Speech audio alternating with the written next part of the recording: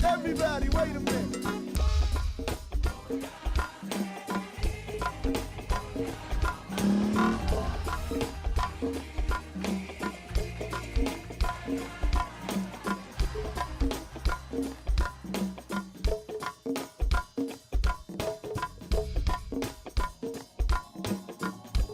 I mix what I like, what I like. I mix what I like is exactly where you want and need to be. I mix what I like, organic, vegan, soul food from your immediate diet. Get healthy. Get healthy.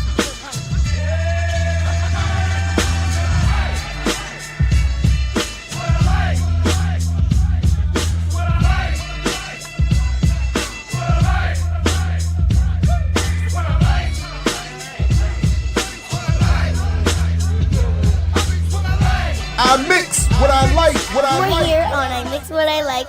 You may check us out on imixwhatilike.org, where you can see all these other shows and what my daddy likes and other cool things. All right. Whoa, what is going on with the setup here? My bad, everybody. Well, welcome to I Mix What I Like. I'm Jared Ball, happy to be your host. I am not sure what is going on with the settings here or what's going on with my camera, but please do like, share, subscribe, support the Patreon if you can, join the platform if at all possible, and or just do the immaterial stuff of liking, sharing, subscribing, doing all those things. Let's see, we got a North Bacau. Welcome as a new member. Right, I came in at 480p. What is going on? That was crazy. I still am not clear what is happening with the setup here, but as we wait for the football crew to gather, folks are showing up. Let me see if I can. There we go. That was part of the problem. Get the background together at least a little bit. And anyway, so we got a big show for you this morning on this Sunday morning. And I look forward to catching up with the fellas on this. Again, please do like, share, subscribe, put this in your socials, invite others to join you. And to those who will see this later, peace and welcome to you as well. And without further ado, at least we got 2/3 or 3/4. Mutanda, Robert, welcome to the show. Welcome back. Good to see you again. And folks, Oh, we can't hear you now, Jared. No here. Good morning, Robert. Mutanda. Can you hear me okay? I can hear you fine. Fantastic. I can't hear Jared though. Jared, what's going on, man?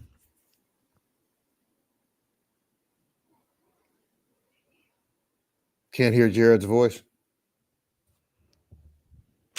Jared's struggling this morning. He's got a new system here.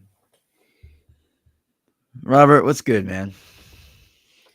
Hey man, I'm just trying to make ends meet,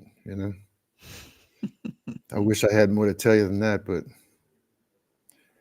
as they say, it's a struggle. Yeah.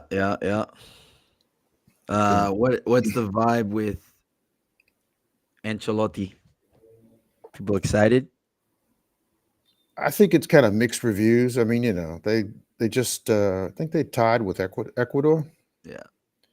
And everybody wants him to be a genius from day one. So if they don't beat somebody by 6-0, they need to send him back to Italy. I mean, that's crazy, man. I think Jared's still not hearing. I still can't hear. I don't even know if Jared's on the. I can see him, but I can't hear him. Maybe we should start over. I don't know. I can hear you. I can hear and see you fine, but I can't.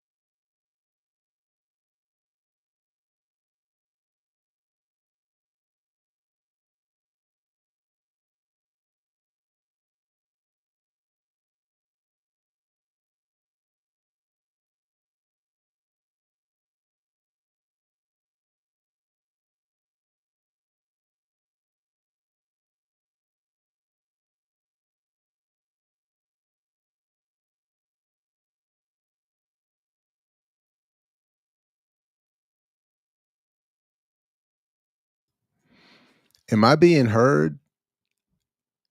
Can we try this again? Yeah, I can hear you, Jared. Can you hear me? Yeah, I hear everybody now. I don't know what I don't understand. Should we click on that last link? No, I think No, you're everybody's good. in now. We're on here live. Everybody's good. We're in here live. Everybody's good. Okay, Welcome this is crazy. everybody. I don't know. Okay. Why does it say you've been added? Robert, why are you here twice? You're already on the screen. So whatever you just added, you can leave. Yeah, there you go. Fellas, I apologize. But I don't know I honestly don't know what happened. So I'm glad everybody can hear everybody now. It's good to see everybody again. Welcome back. What's the difference with StreamYard?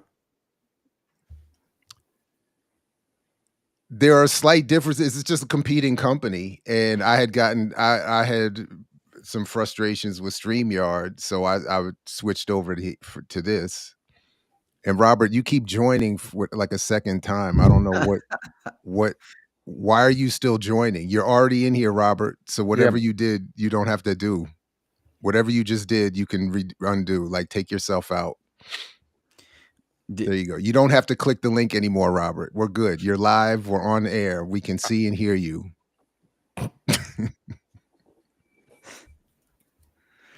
Maybe you don't hear. Do you hear me, Robert? He's moving like he doesn't hear you. Nope, he does not. Robert does not hear me. Okay. Daniel, you hear me though. I can. Yes. Yeah, and you're just lagging a little bit. All right. So okay. Yeah. All right. Yeah.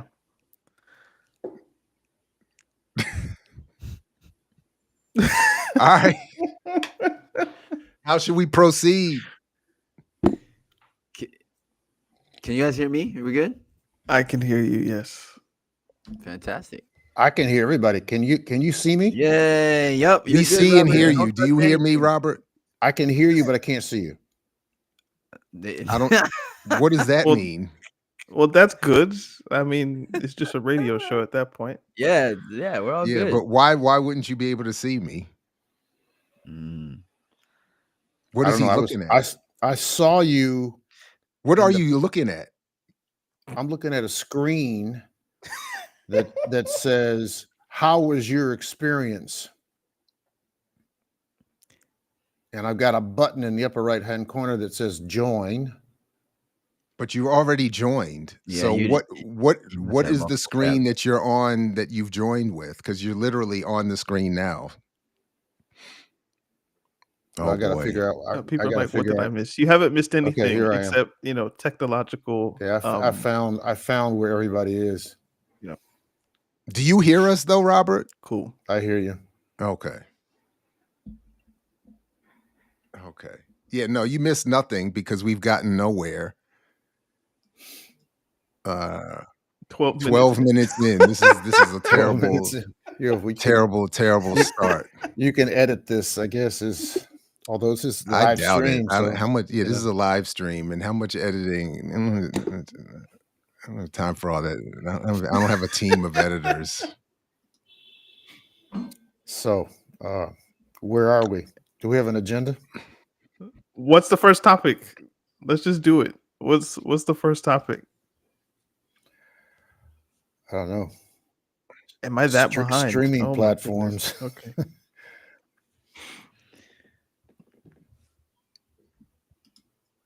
Nobody had an idea where they wanted to start. All right, this is y'all funny, man. It's been a while. Yeah, I mean, Mutanda what's been going on? Let's start with a catch up then. Mutanda was asking me about Ancelotti and how he's been received in Brazil. All right, he got a new gig. After ruining Mbappe's. Yeah, I mean, Mbappe couldn't put it together. But what did he ruin? What did he ruin for Mbappe? Mbappe was supposed to win the Champions League. That's why he went over here. And now all of a sudden, Ancelotti can't figure out what 11 to put on the field to make it happen. Yeah, I mean, that's not the right narrative. That's a version.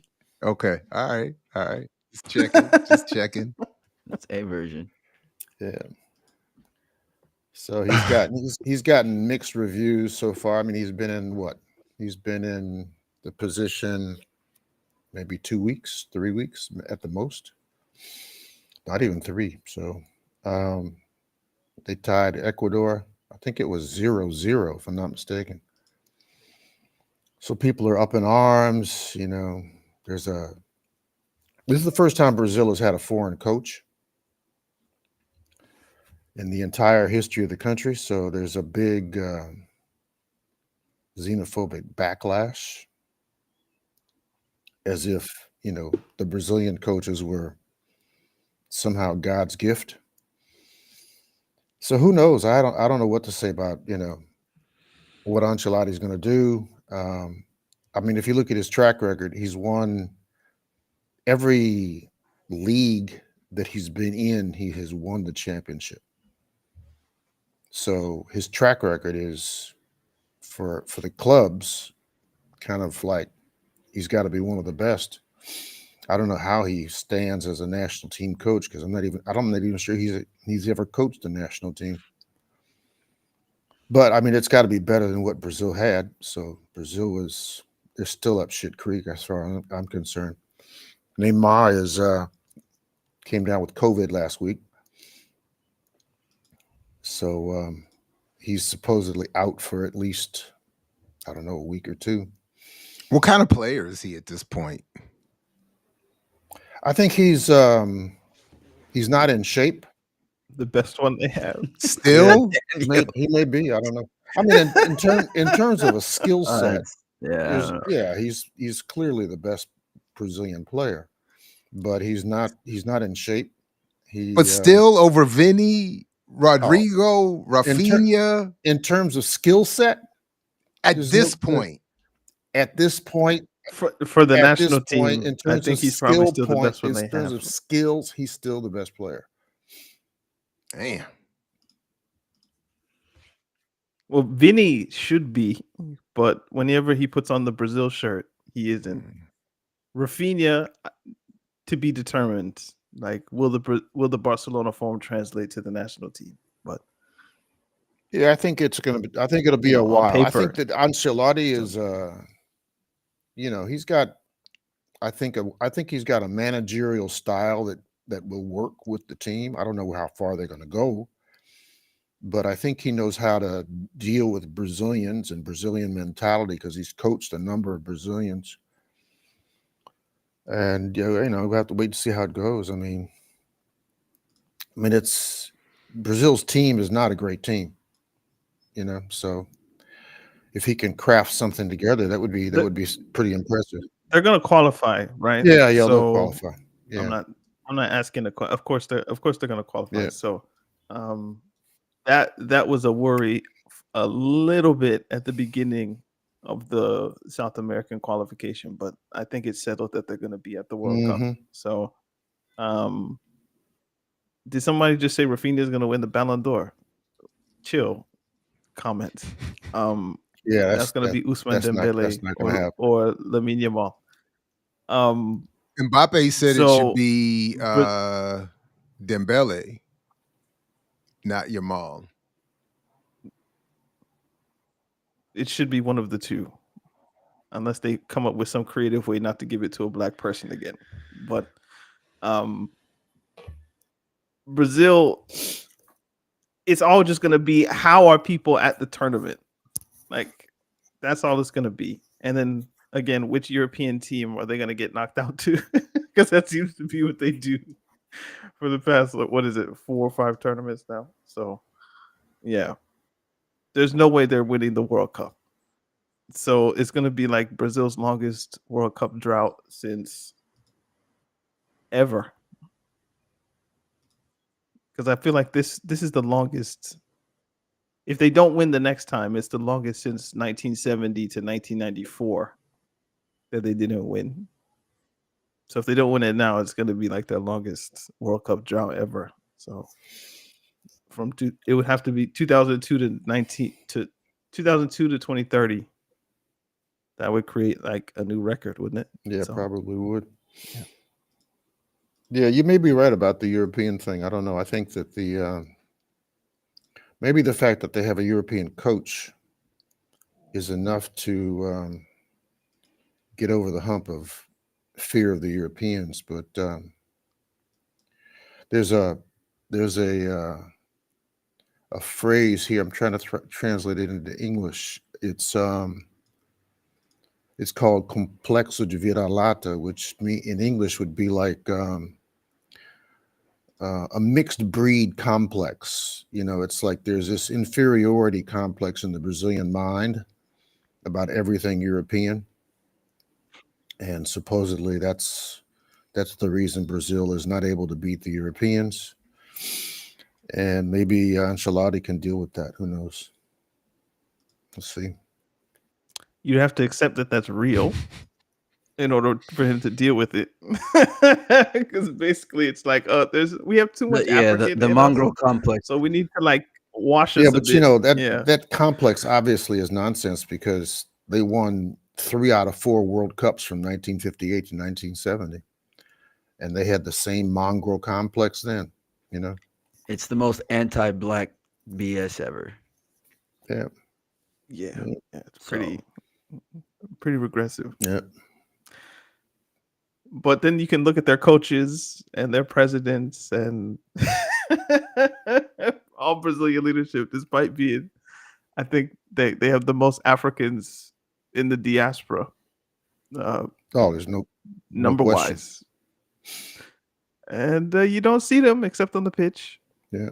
That's like You know, how capitalism has worked in Brazil is a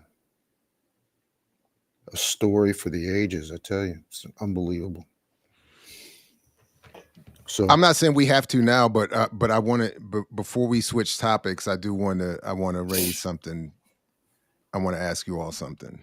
But if this no, go for it. well initially, because I want to back up because the beginning of this program was so jacked up.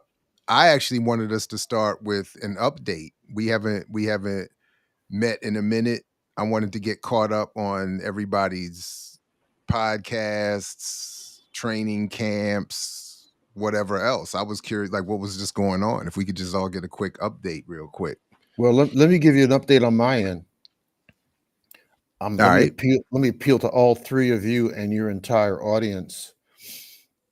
I'm trying to create a revolution for the sport in the United States, and I need help. So anybody out there that wants to help in any kind of way to create a new approach to the sport in the United States, which would mean a new league and, in my mind, a new federation, please reach out to me and let me, talk to you and brainstorm. And, I need all the help I can get. So I'm trying to, do something that I think would be a game changer in the country for the sport, and also for not just the sport, but for, education and consciousness raising. So if anybody out there wants to help, please reach out. I'm looking forward to getting your assistance and exchanging ideas. All right. As a matter of fact, I want to put Oh. my let me put my the link to my e-commerce site in the chat. Maybe you can share that. I don't know. I can, and I can add it to right, because I only have a link to your book in the show description. So right, yeah, let me see whatever you want, you can send it to me in a private chat also, and I can add it. Yeah, as well. But right on.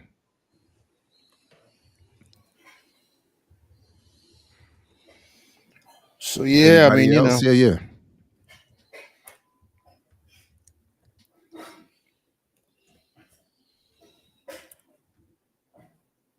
All right, I got it. So I'll add that urban refugee. All right. Adding that. Anybody else about this Same or old, anything else? Same old, guys. If you want to update. One day after the next, hopefully. Survive until the next day. Survive in advance. That's a saying. So yeah, that's me. All right.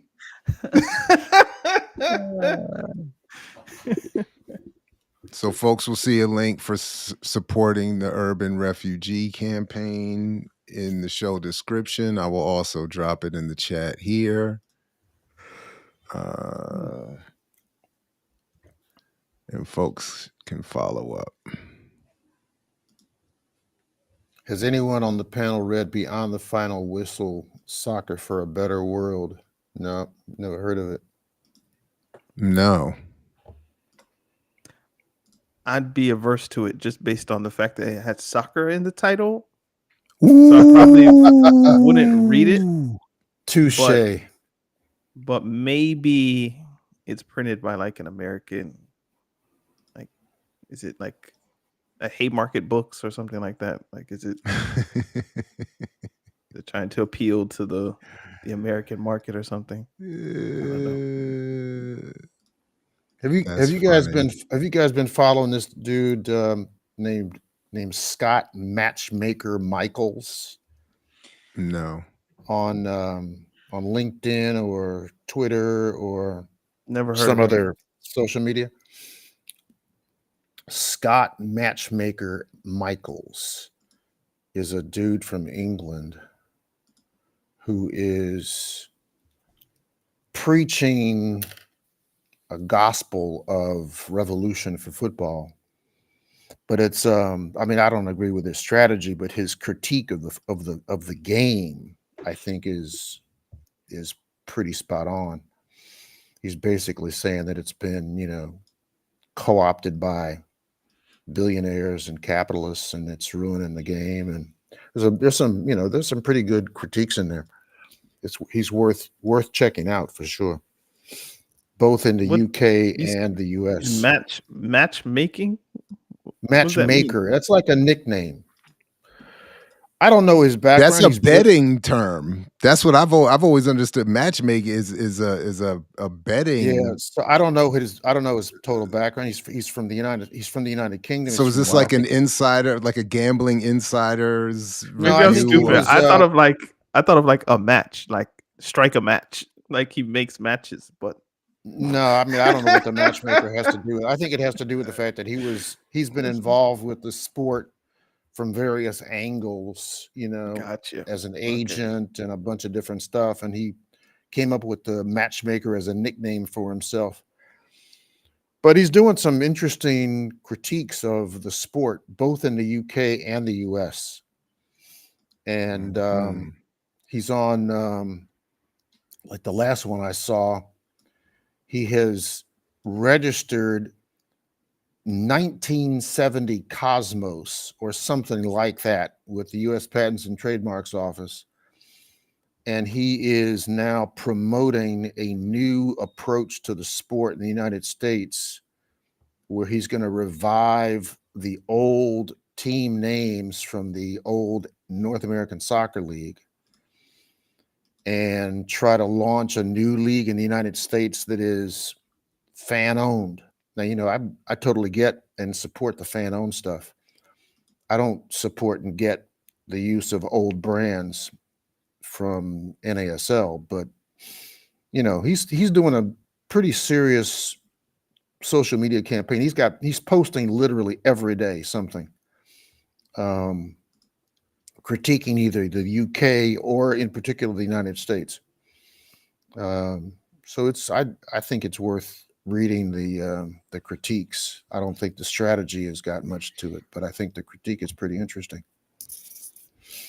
Okay. Mutanda, what about you? What's been going on? Oh man, it's good to see y'all. Yeah, I'm good. I'm busy. We're in the middle of the season right now with Ballard FC, USL 2, and that's been going really well. Let's see. Personally, just we started a podcast, my brother and I, which has been fun. I put the link in this personal chat, Jerry, but I also put it in our group chat. It's called the Impact Space Podcast, and essentially it started because we had this idea for a long time, but essentially it was, we're both coaches in youth sports, in youth soccer, football, and we decided to have a show where we discuss all things youth development and the sport. We talked to a lot of cool people. We've done 9 shows. The 9th was just came out Friday, and we have some really cool things lined up. So if people want to check that out, 2 brothers sharing their passion and expertise in this footballing space. That's kind of what that's all about. Are both of you guys based in Seattle? No, my brother's in Oakland. Mm-hmm.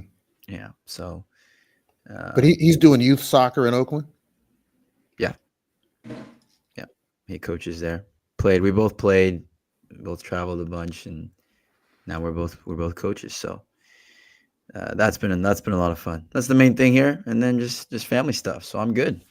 Good to see y'all. It's been a while. But yeah, thank you for putting that link up there. That's just the link. Yeah, it's in the show description too, by the way. Yeah. So it's a cool thing. I think we've had, so yeah, lots of different topics. You can see it. It's football focused, but of course we touch on a bunch of different things. And I think the guests that we're going to have are really going to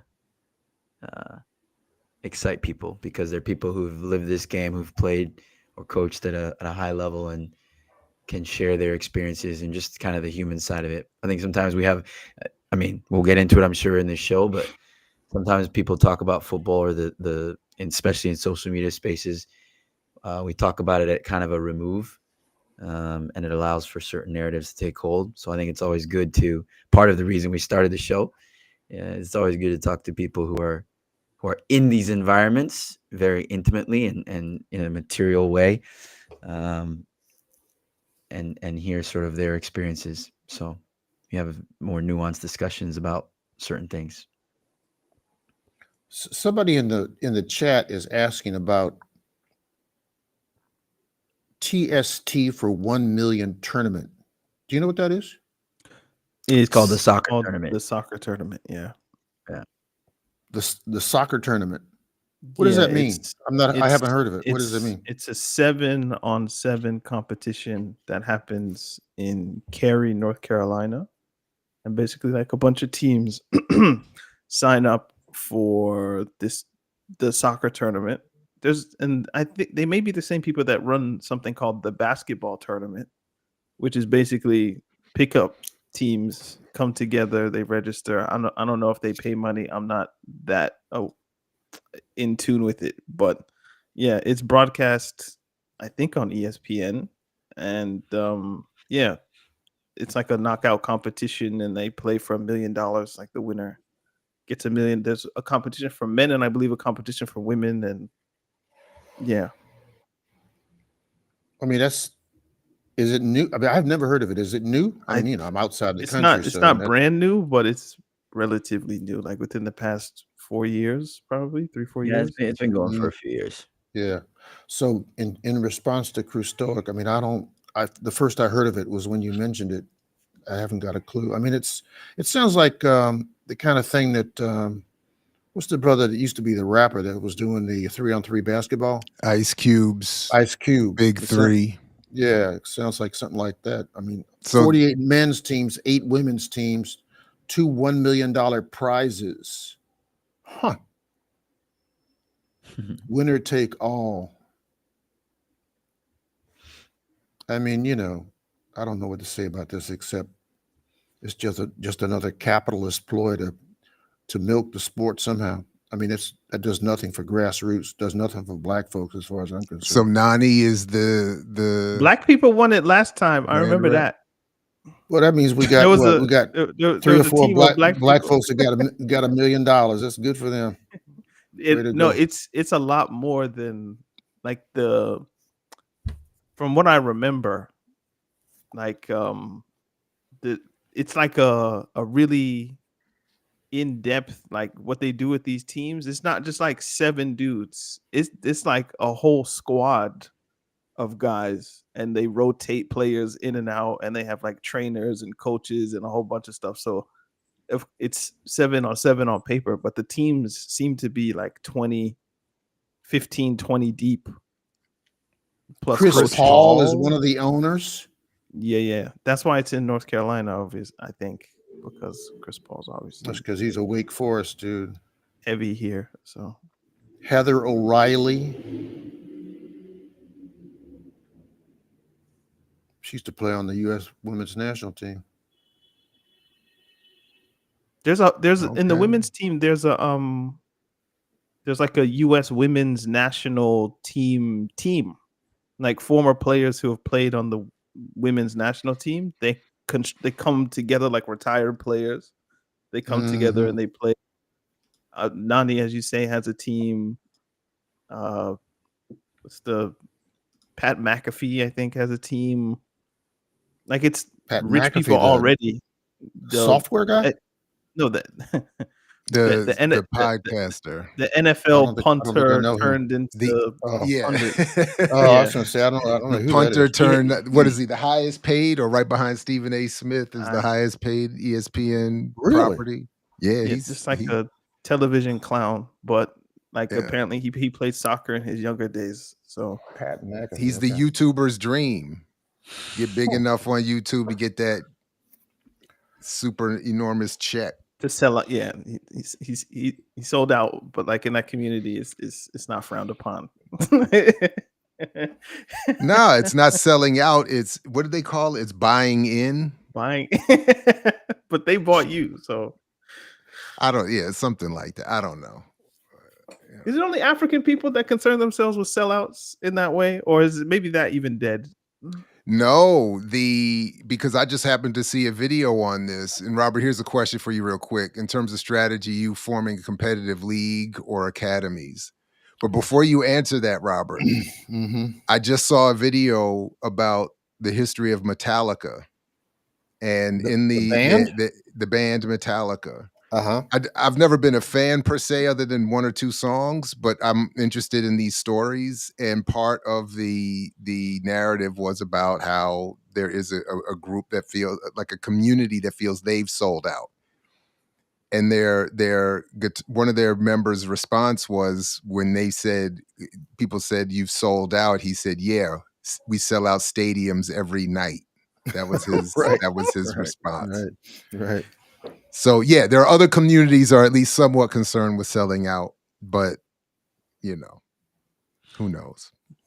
Anyway, Robert, academies, what are you doing? How are you doing your strategy? Yeah. Actually, what I should ask also as a favor is to put my my podcast interview with Dave Zirin in the chat. More, Robert. More. So you want more, Robert? Yeah, I know. Right. Well, I'm putting the plug in, bro. I mean, I'm trying to change the world, right? So that's what I'm trying to do. But the interview with Dave Zirin, which I think is like 2 months ago, basically lays out the broad parameters of what I'm talking about. And the beginning of the process has to do with a story I told in that podcast, which is not in my book, which is about the founding of the J League in Japan in the 1990s. And the long story short is that league was formed after some Japanese businessmen went to the World Cup in 1990. They came back to Japan totally enthusiastic about bringing the World Cup to Japan. They wrote a letter to FIFA. FIFA wrote back and said, unless you have a pro league in Japan, we can't consider it. So they put their heads together about how to create a pro league in Japan. They hired Sony's art department to literally invent 10 teams, 10 names, 10 cities, 10 colors, team colors, the whole 9 yards.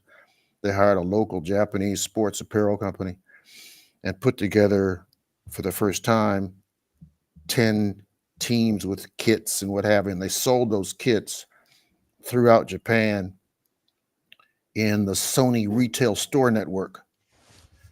And over 2 years of sales, and this is before the league ever existed. The league did not exist. So they basically sold merchandise before the league existed.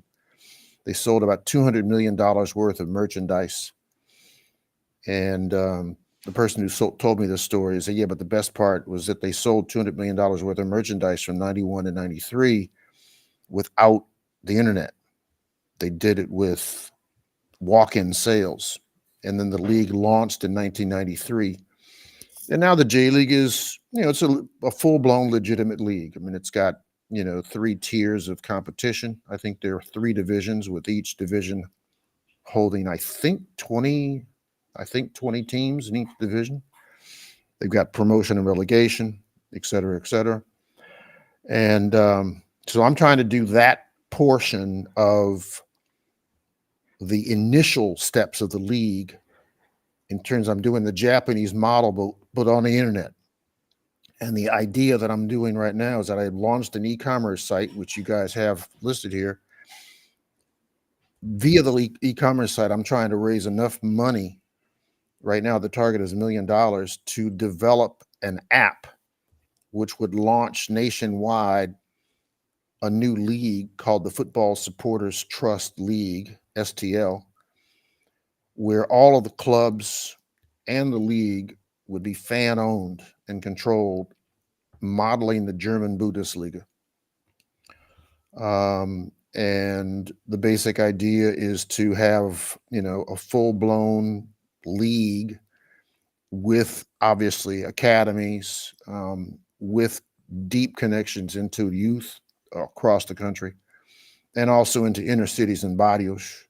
So we would get past this pay-to-play game that's being enforced on the country right now, and basically open the game up for the entire U.S. population, from youth to the pros, and bring in for the first time fan-owned ownership, which is a model that no pro league in the United States, certainly no pro main league, certainly not the Big Four, has. The closest thing I guess we got to it is the Green Bay Packers model, which is really not a fan-owned team. It's basically a model that's been adopted and grandfathered in from the 1920s for the NFL. But, that's the only big-time sports team in the United States that's fan-owned. So I'm trying to take that to another level and fill the gap that MLS has created, because in the United States today, there is no world-class club. There's no Real Madrid in the United States. There's no Barcelona in the United States, or Bayern Munich, or Manchester City, or Man U. There's nothing like that. There's no Flamengo. There's no Boca Juniors. So what I think there's a gap in the United States for a world-class club. And the model that I'm using is basically the Bayern Munich model, or the Bundesliga model, where you've got, fan-owned and controlled clubs, but they're managed professionally. So professional football is managed by professionals in that country, but the club is owned by the fans. And I'm also, want to bring in, depending on the geography and the demographics, I want to bring in Flamengo's model from Brazil, because Flamengo is also an entirely fan-owned club, but it's a multi-sport club. And in the last Olympics in Paris, Flamengo itself, not just Brazil, but Flamengo alone won 6 medals. They won 2 medals in judo, I think 1 or 2 in gymnastics, and I think the other 2 were in rowing.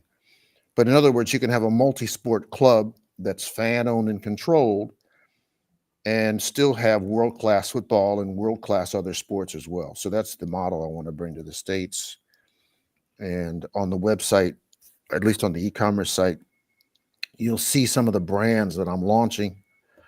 I'm trying to put together a social media campaign as I speak to you. So hopefully the next time we speak, we'll have a full-blown social media campaign out there to promote the league and promote the clubs, and try to get the kind of support that you need for a national game plan. The other side of the coin, which I think is also necessary, is that, I'm basically talking to you about the bottom-up approach. The top-down approach is a private equity approach, which is, really has to do with just buying out Major League Soccer and doing a roll-up and consolidation strategy for the whole country, so you can consolidate the entire top-to-bottom pyramid and restructure it. Today, youth soccer generates probably 4 or 5 times the amount of annual revenue that MLS does. So Forbes claims that MLS's revenue is about $2 billion a year. I kind of doubt that number, but that's another story. But youth soccer in the United States probably generates somewhere in the neighborhood of 8 to 10 a year. And it's scattered. It's destructured. It's not concentrated. And if in fact you could rationalize youth soccer in the United States so that it is open to the general public, including, blacks, minorities, LGBTQ, everybody that's out there that's not playing, there's an argument that says you could feed and have a feeder system into the pro level that over the course of a period of time would create world-class players and world-class clubs. So that's what I'm doing. And I would love, again, Google AI says that to the extent this should be trusted, So ProPublica said that U.S. youth soccer had a total revenue of 21,672,244. 21 million? That's mean what do- it says here, but I'm sure they mean billion, because then it Yeah, it's says, gotta be. however, the total size of youth sports economy in the United States is likely much larger than 40 billion, which is the amount Oh, yeah. families spend on youth sports. This Yeah. figure doesn't include spending on schools, but then some experts predict the industry will nearly triple to 75 billion by 2026. Yeah. It says the average annual cost of youth soccer is $1,188 per child. And I would say minimally has been my experience. That's Yeah, a because minimal you how much are you paying for your daughter per year? Well, right now it's a little skewed because unfortunately she's had a couple knee injury setbacks, so we haven't been paying. So I Mhm. forgot exactly, but it's so this figure says about 1,200 a year. It was at least that.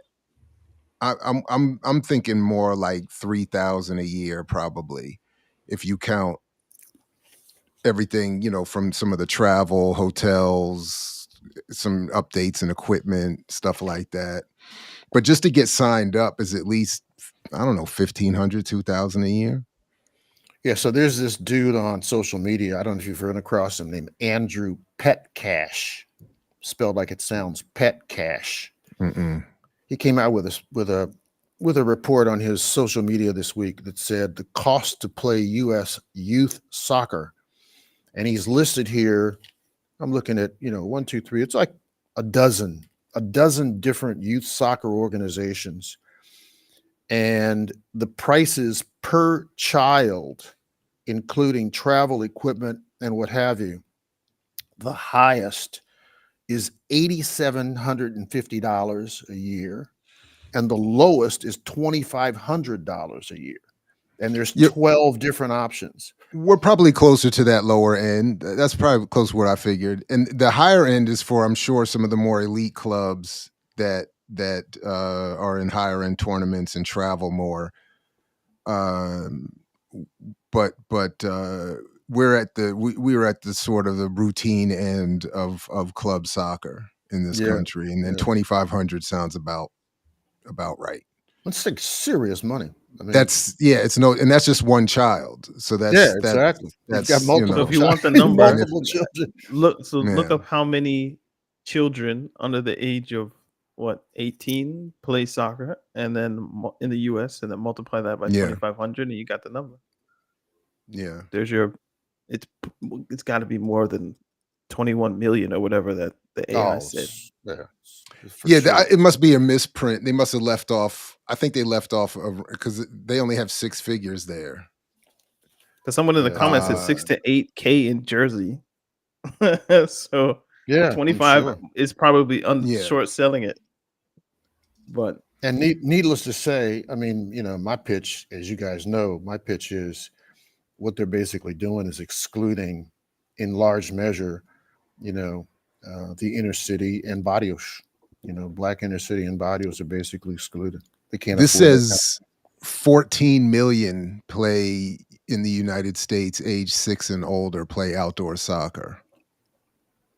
I did English, so someone times 3,000, let's say, by 14 million. So it says U.S. youth soccer says it registers 2.68 million players annually, ages 5 to 19. So that other figure may include people who are not in youth soccer, the 14 million.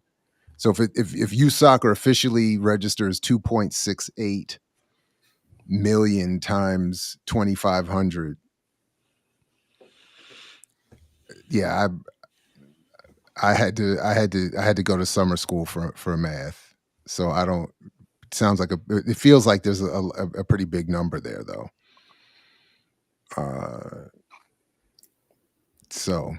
But yeah. My whole life has been dedicated to not doing math. Well, rough I can't, 2.8 million I can't is 7 billion. 2.6 million times 2,500. All right. Wait. 6 to 7 billion at least. 0.6 million. So I think Robert's number is likely correct. Like that 8 to 10 billion is So when more I or less did it, correct. Google told me 2.6 million times 2,500 is 6,500,000,000. So $6.5 billion a year.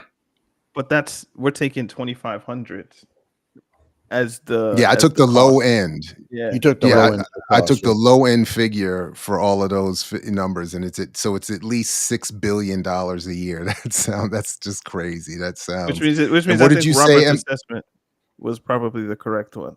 Yeah, I think if you That- if you did a roll up and consolidation, Mhm. I think you'd get to that number as a bottom number. So then, and you said MLS's budget is what? Forbes revenue? and Sportico claim that MLS's annual revenue is about $2 billion. Yeah. So even at the low end, I have serious doubts about that number, but that's another story. so you think Yeah. that number's lower, and we know the youth soccer number is higher. So Oh, it's absolutely. at least 3, 4, 5 times the amount of revenue Exactly. being generated. Yeah, that's wild. Yeah. Comparatively, That- do you have those numbers for Brazil or some other large I have- footballing nation? Yeah, as a matter of fact, a study came out this week in English, which I have not read, but it came out this week in English about the revenue. I think it was for 24-25 for Brazilian football. So I think I can share that with you. I'll try to track it down and put it in. Because I would our be WhatsApp. curious, like how much less are American football players getting, though they're paying? And then why, if you're paying all of this money, why isn't it translated at the higher end of maybe international competition? It is, But I they aren't suppose, paying, for the women, They aren't. but No, they aren't paying all that money. I mean, the players in MLS, I'm not sure it's very easy to find it out though. But if you take Messi and the few exceptions at the top of the pyramid out of the equation, and even if you leave them in the equation, to give you an idea, this past year, MLS's payroll, which is for about 800 and let's say 50 or so players, that payroll annually is less than the payroll for Manchester City this year. And that includes Messi. So Manchester City's payroll for, I don't know how many are they on the roster. The payroll roster for Manchester City must be 25 to 30, something like that. Mhm. And the payroll for MLS this year is less than Man City's payroll. So that should give you an idea. They've got 900 players in MLS. 900 players are getting less than what Manchester City gets paid this year. That should give you an idea of just exactly what's going on. Daniel, were you referring? I think, correct me if I'm wrong. It sounded like you were referring to what the players, youth players, families are paying, right? yeah. Where is that that's- money going? That's what I meant. The money, That's the what I family. meant. But the point, yeah. Oh, you're talking So, about like, youth play. so- Who do they play? So they're playing. No, okay, so Yeah. what I was asking was what we were doing is we were trying to compile how much money does the average American child and their family, well, how much it's not like the child that is paying. How much money do American families pay per child for their Mhm. kids to play football? And the number we came to at minimum on average, the lowest average, let's say, was $2,500, right? Right. What would that figure be in a Brazil, in Argentina, in France, in the UK? It's not. You're comparing apples and oranges. But I'm saying obviously it would be so much lower that then you would have to ask, why aren't we seeing, if money does equal quality? Wink, wink. It doesn't. Why aren't we seeing that in American football at the higher end? Like the larger point, getting there through a question, is that something is clearly broken. That all of these For sure. billions of dollars are going into these children, but then you're not seeing any equality relative to countries that aren't having to pay as much money. Not that no money is being spent, but they're clearly not having to pay that much money, and yet they're producing players. So clearly there's something awry. Yeah. I mean, the model is structured in the United States to not work. The last thing they want are Messi's and Ronaldo's coming out of the United States. That's not what they want. I disagree with that, but because I don't agree with that either on its face. Yeah, I don't think you're that. paying that much money not to make good players. It's just that you're just throwing the money away. Well, but Like, there's the bigger picture. I want to hear what your argument is. Oh, my argument is Oh, go ahead. No. Go ahead. No, you haven't spoken yet. So go. And you're a No, coach but with more experience than me. So. Well, no, I just don't want to conflate. Like we've had these discussions before, and I think they're valuable. But I do want to. I think sometimes we can muddy the waters.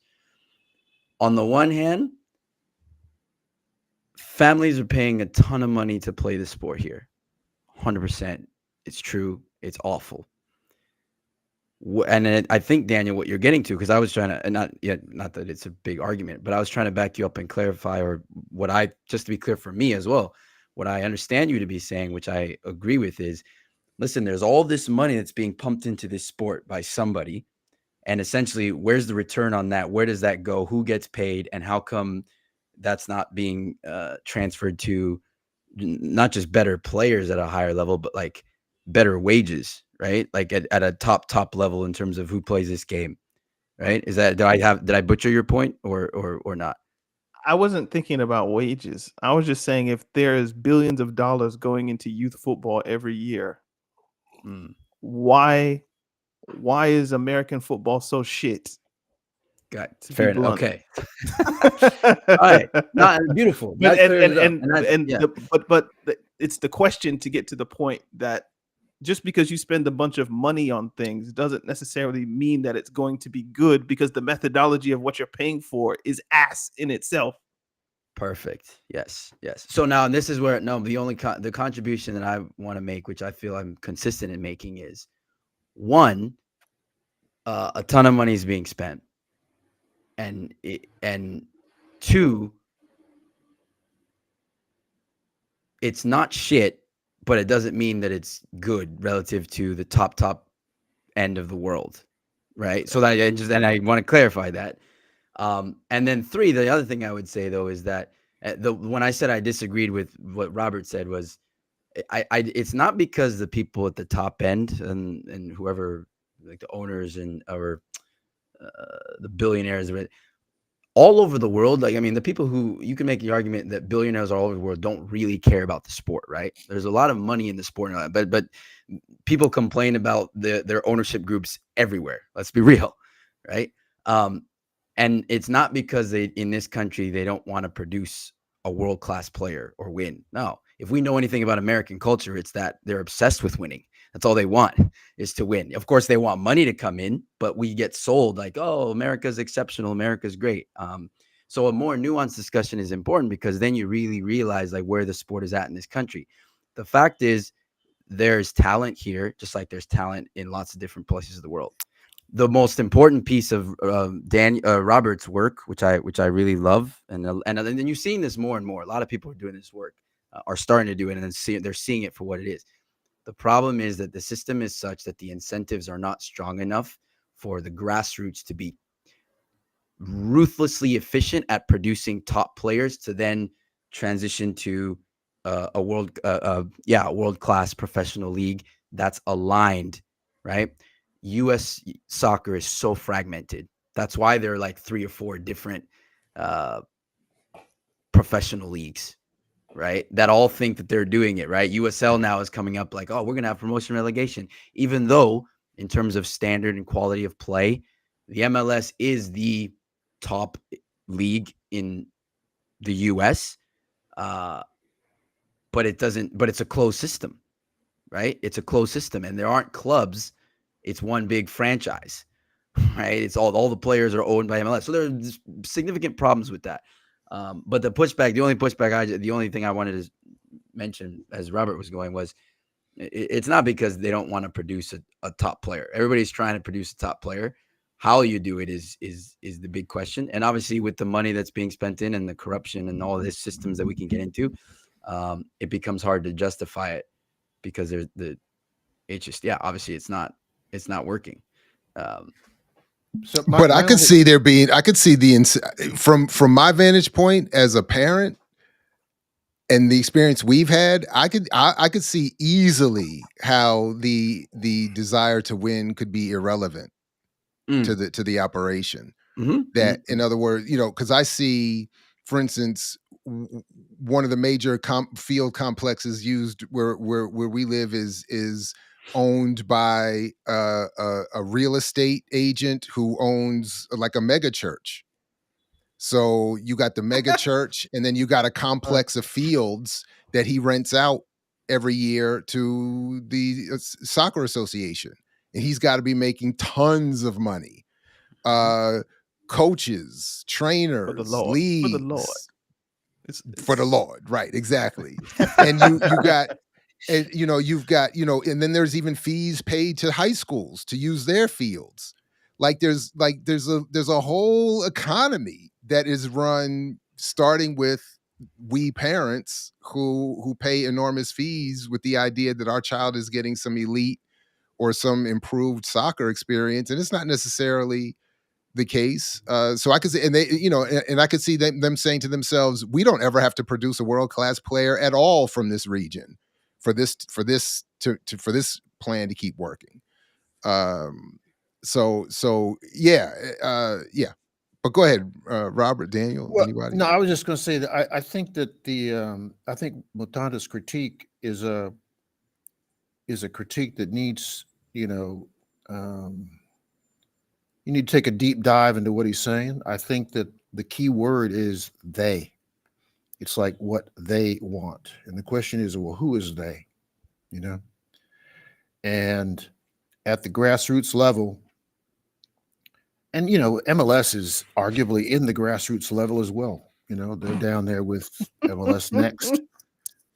But I think just wants you to score. He just wants you to get the ball in the net.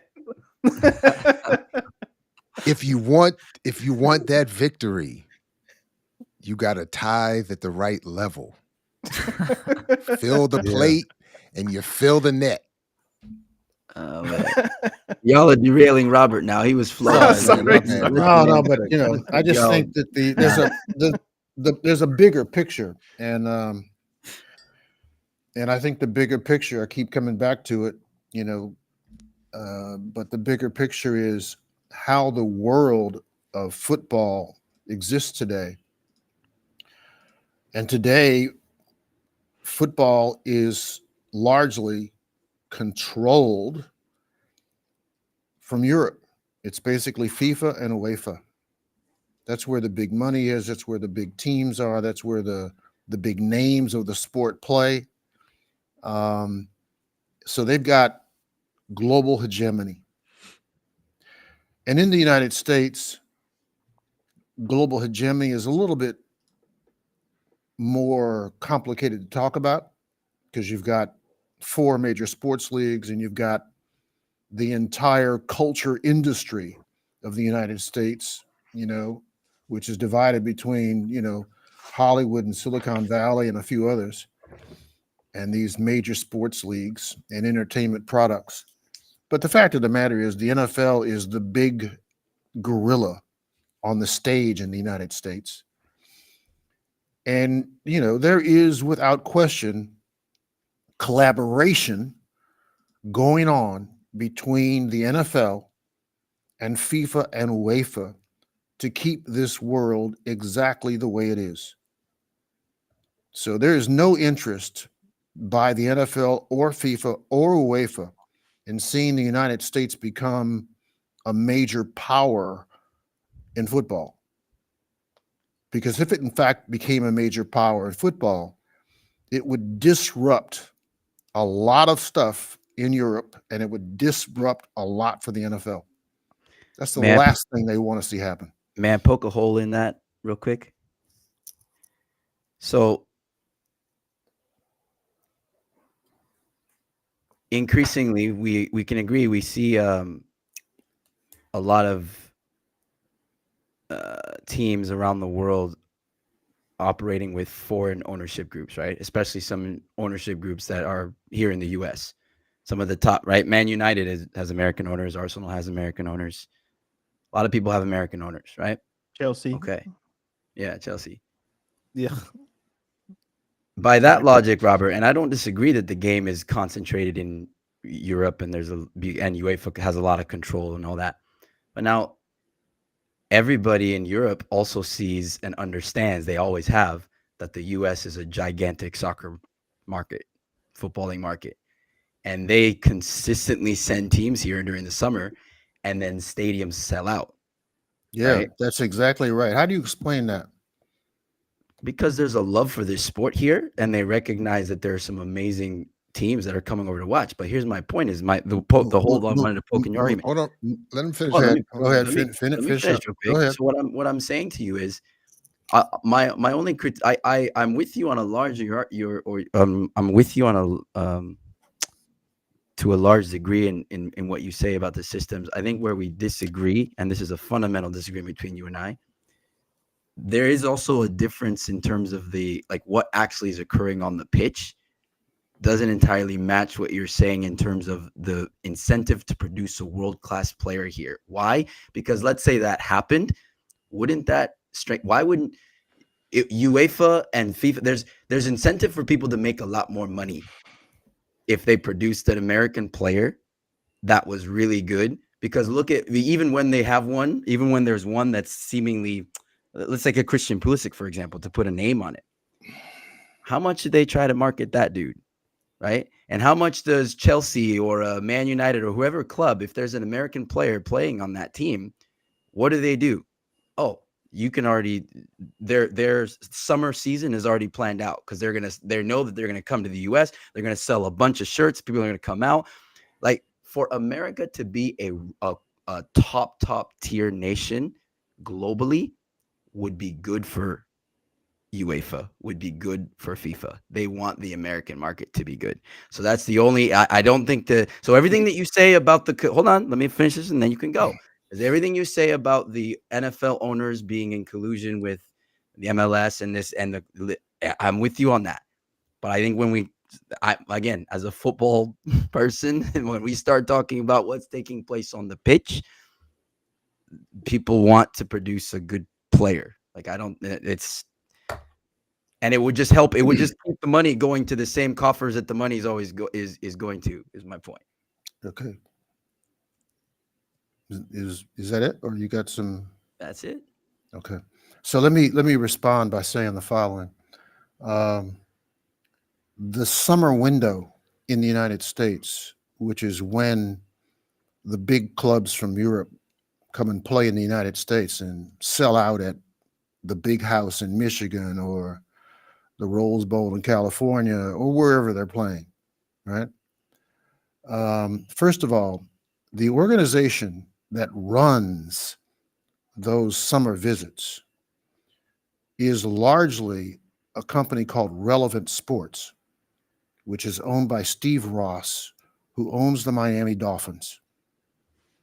So the NFL is making money every time those clubs come to the United States. All of those clubs come to the United States on the basis of a company that's run by an NFL owner. All of the teams that come at the behest of Relevant Sports. So that's one thing. Two, you've got a league in the United States that conveniently, MLS, that conveniently is a league that is so poor in its attendance and in its following that there is room in the United States to bring world-class clubs to the United States and fill up stadiums. That says more about MLS than anything else. There are no world-class clubs in the United States. And that's exactly what I'm trying to do. I'm trying to fill that vacuum for world-class football. MLS has no interest in becoming a world-class league.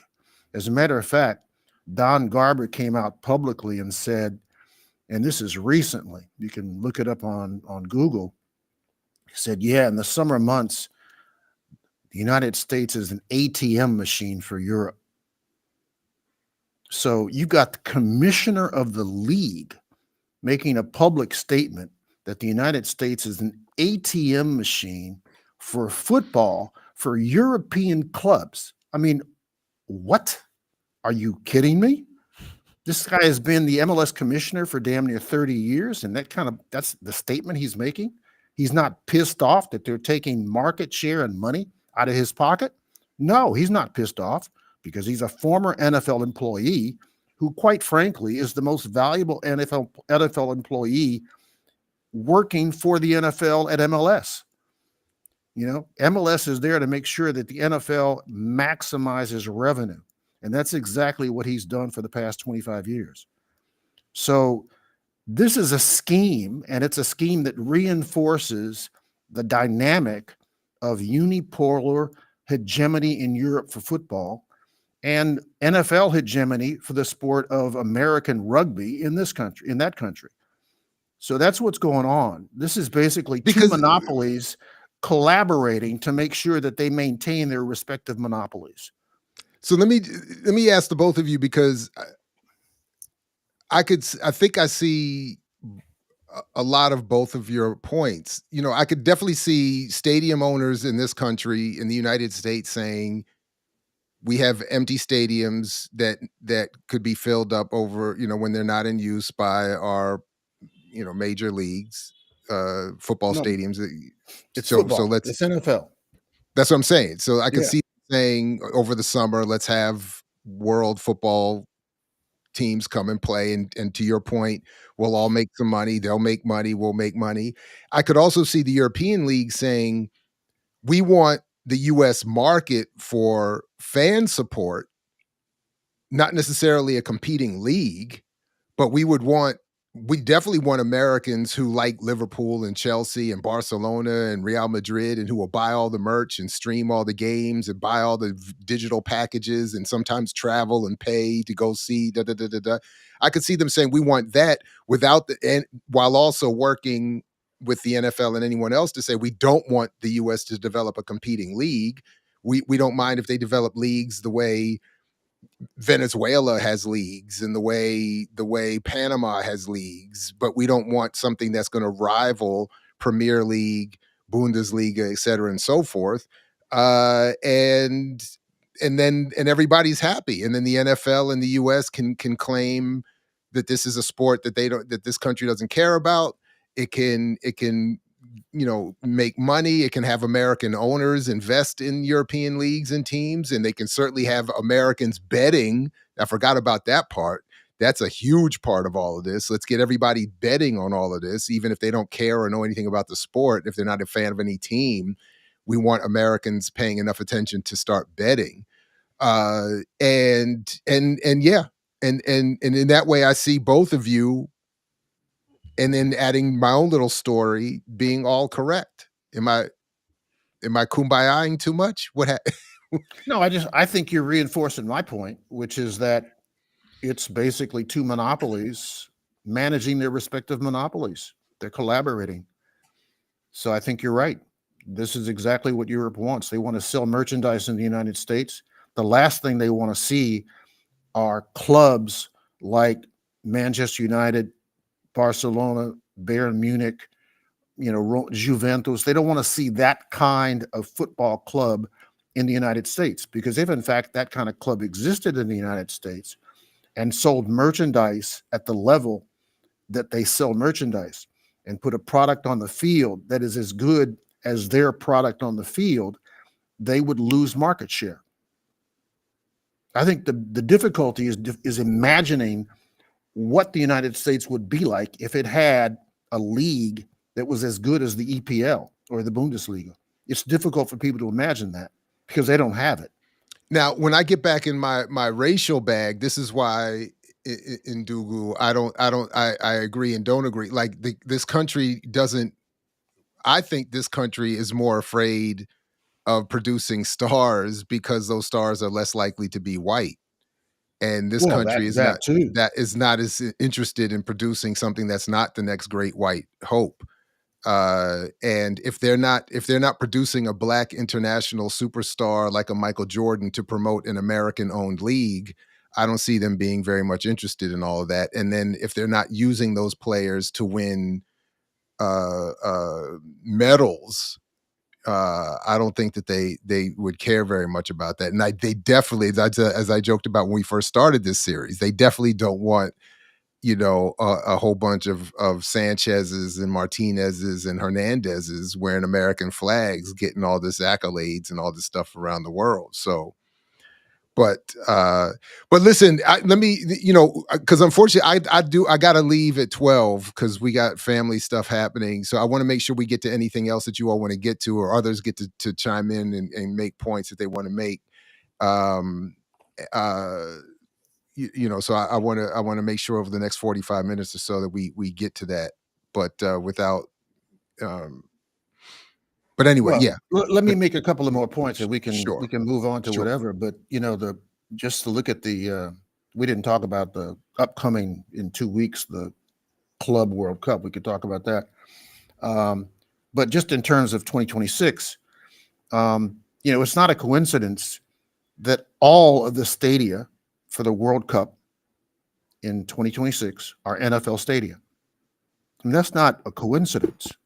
The average stadium size for the World Cup is about 70,000 seats. If they were simply interested in maximizing revenue, they would use the top 11 NCAA Division I American football stadia, because those top 11 stadia in the United States average 90,000. Now, why? And none of those are being used? None of them are being used. So the question is, why would they leave that amount of money on the table? Why would they turn their back on several million of quote unquote fan participants in larger stadia?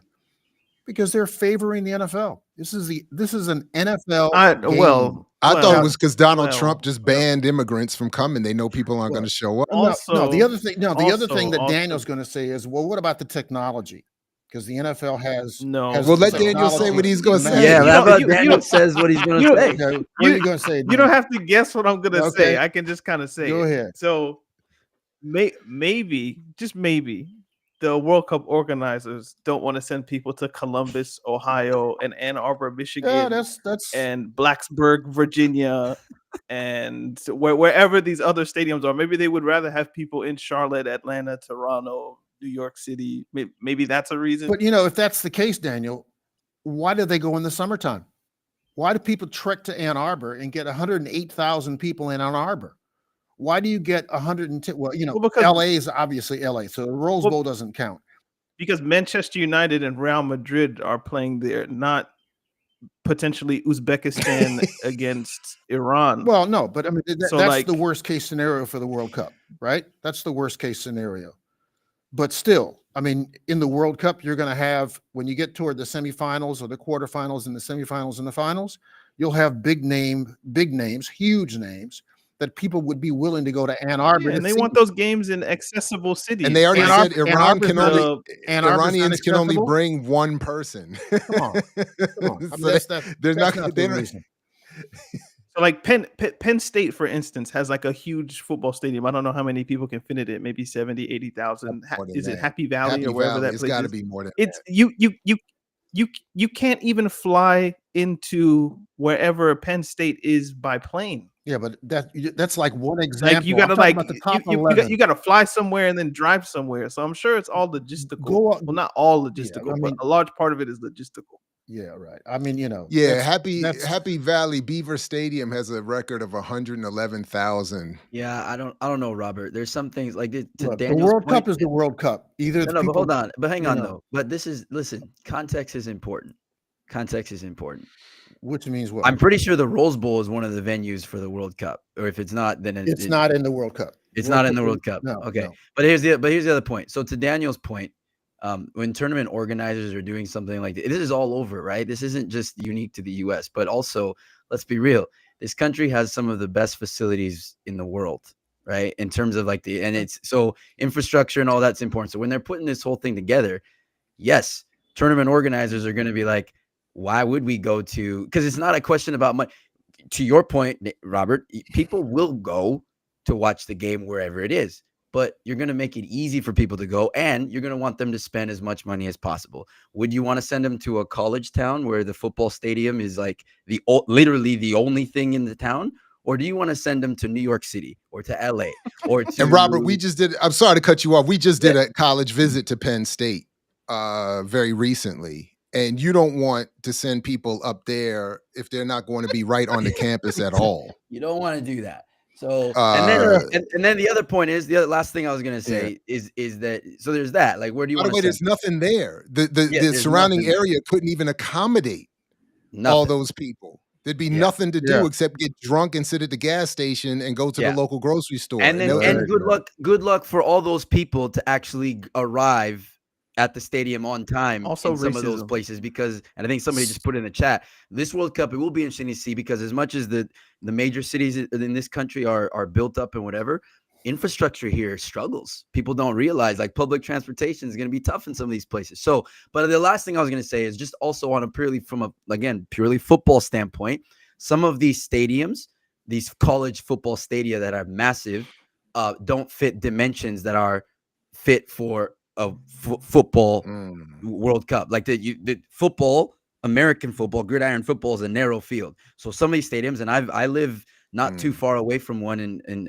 University of Washington Husky, which is a 70,000 seat stadium, right? It holds more than the venue that the Sounders use, but that stadium is there, and they redid it too, so it's narrow. Been down on that pitch, and this is already actually a problem that the World Cup is facing here, even in these football stadiums, where you can see that. You saw it in Copa America, where it was like they've reduced the size. They reduced the regulation size. Exactly. But what I'm saying is to you is in these traditional college football stadium, that would be even more of a problem. And here's the thing: the purists don't want to see that. So that's why they're not playing. Let's say in, just to use an example, the Big House versus, Dallas, Arlington. You know what I mean? Like, it's just, there's a lot of reasons. And Pennsylvania don't even want the one Iranian guest that they're allowed to bring with them over there. So you can't just be bringing all these foreigners into all these. No, I'm just playing. Go ahead. Whatever. Yeah. No. I was gonna say I will shoot Robertson Bale in the sense of, like,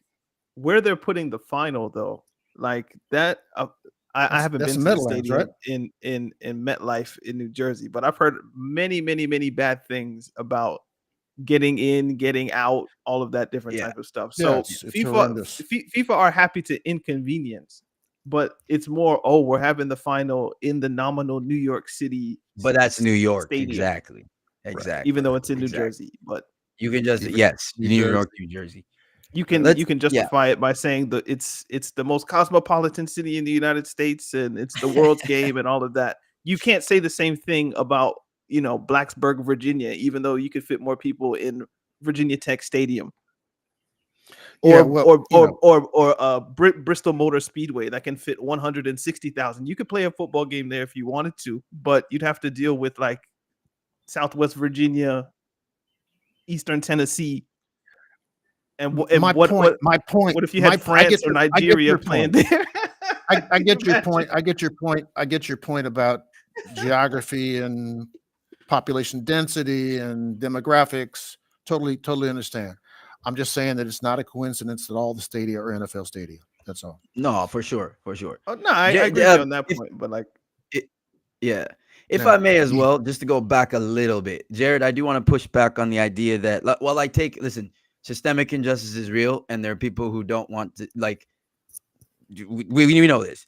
I'm not so sure, though, that the U.S. I think we've gotten to a point that, especially in U.S. soccer circles, it's not so much on the men's side that they don't want to see Black people carry the flag. Because I do think it would, in terms of the money makers and the people, I think they're perfectly fine with certain people carrying it, but it's just like, it's the system is such that it's bad for many reasons, but I don't know if that's necessarily one of them. Because do you all remember Freddie Adu?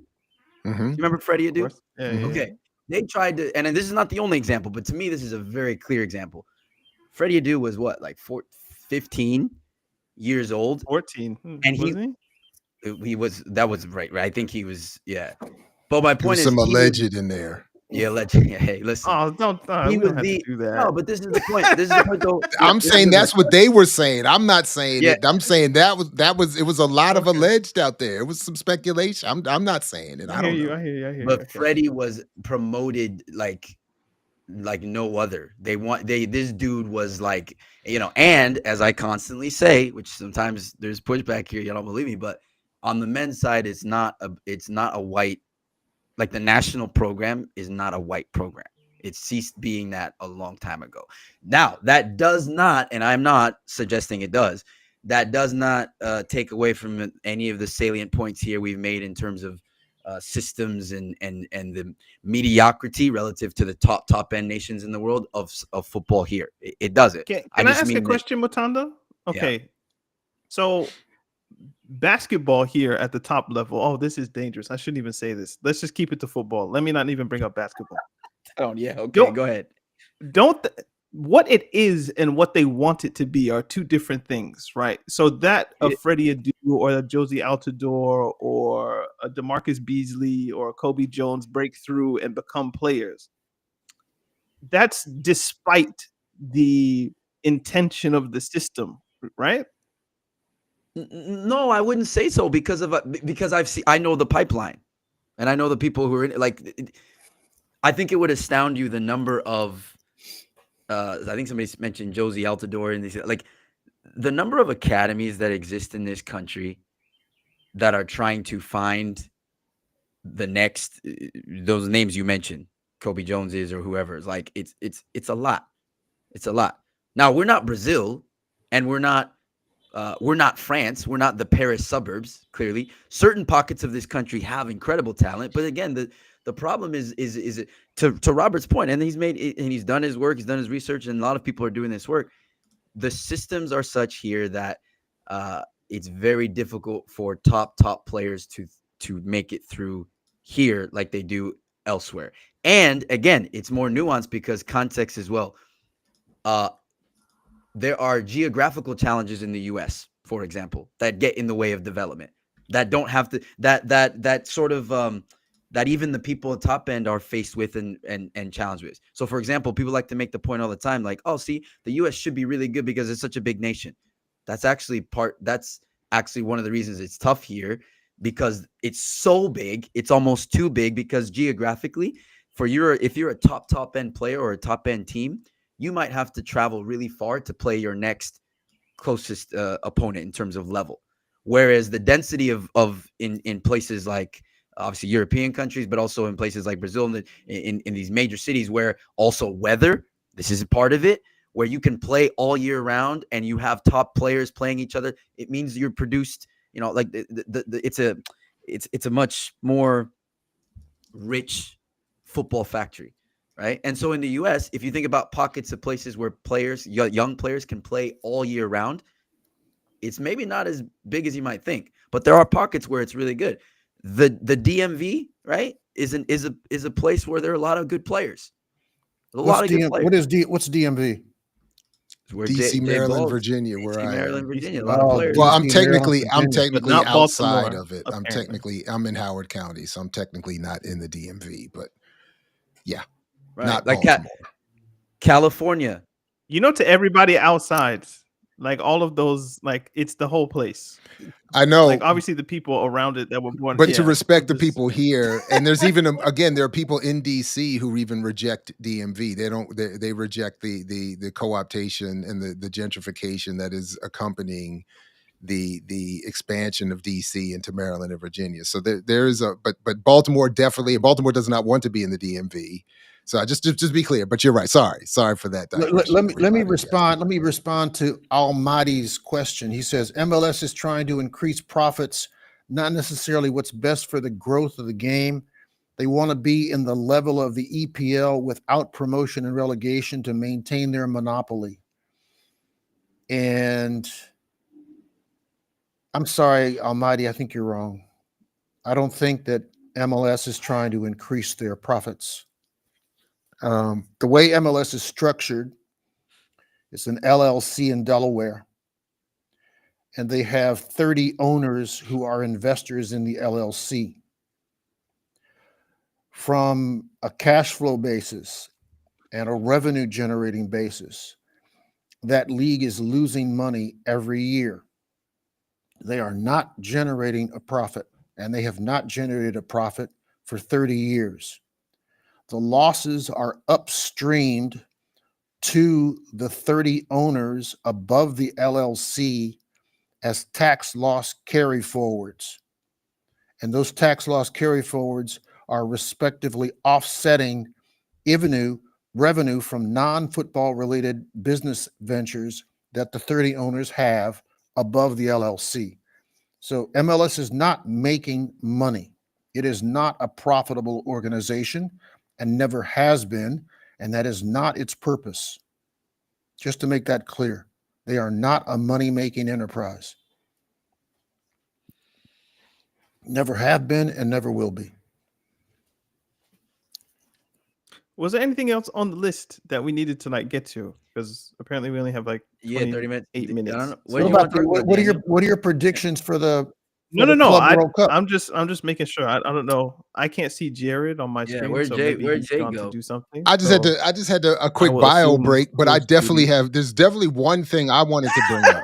What did Jared want to bring up? Here we All go. right, let's bio break. And I put it in. I think I shared it, but it's not even that deep. But this story here about the BBC canceling Gary Lineker's final interview with Mohamed Salah over concerns they would discuss Gaza.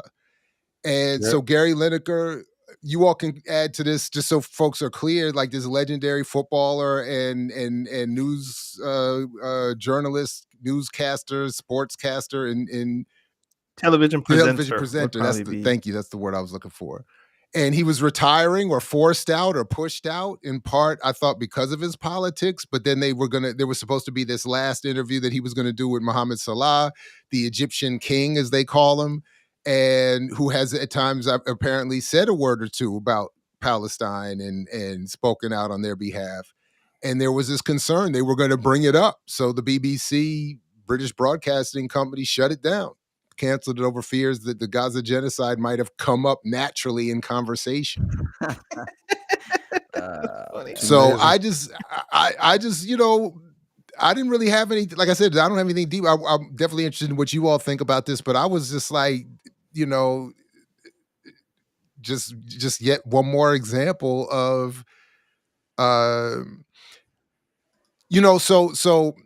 because I'm doing this for my summer class. We're reading Sociology of Prisons is the class. We're reading Tip of the Spear by Orasami Burton, which is, I think, just this incredible book. And just because it's so fresh in my mind, so much of what he talks about is the battle over the narrative around prisons and prison rebellion, and how much effort has gone into managing public opinion around prisons and incarceration.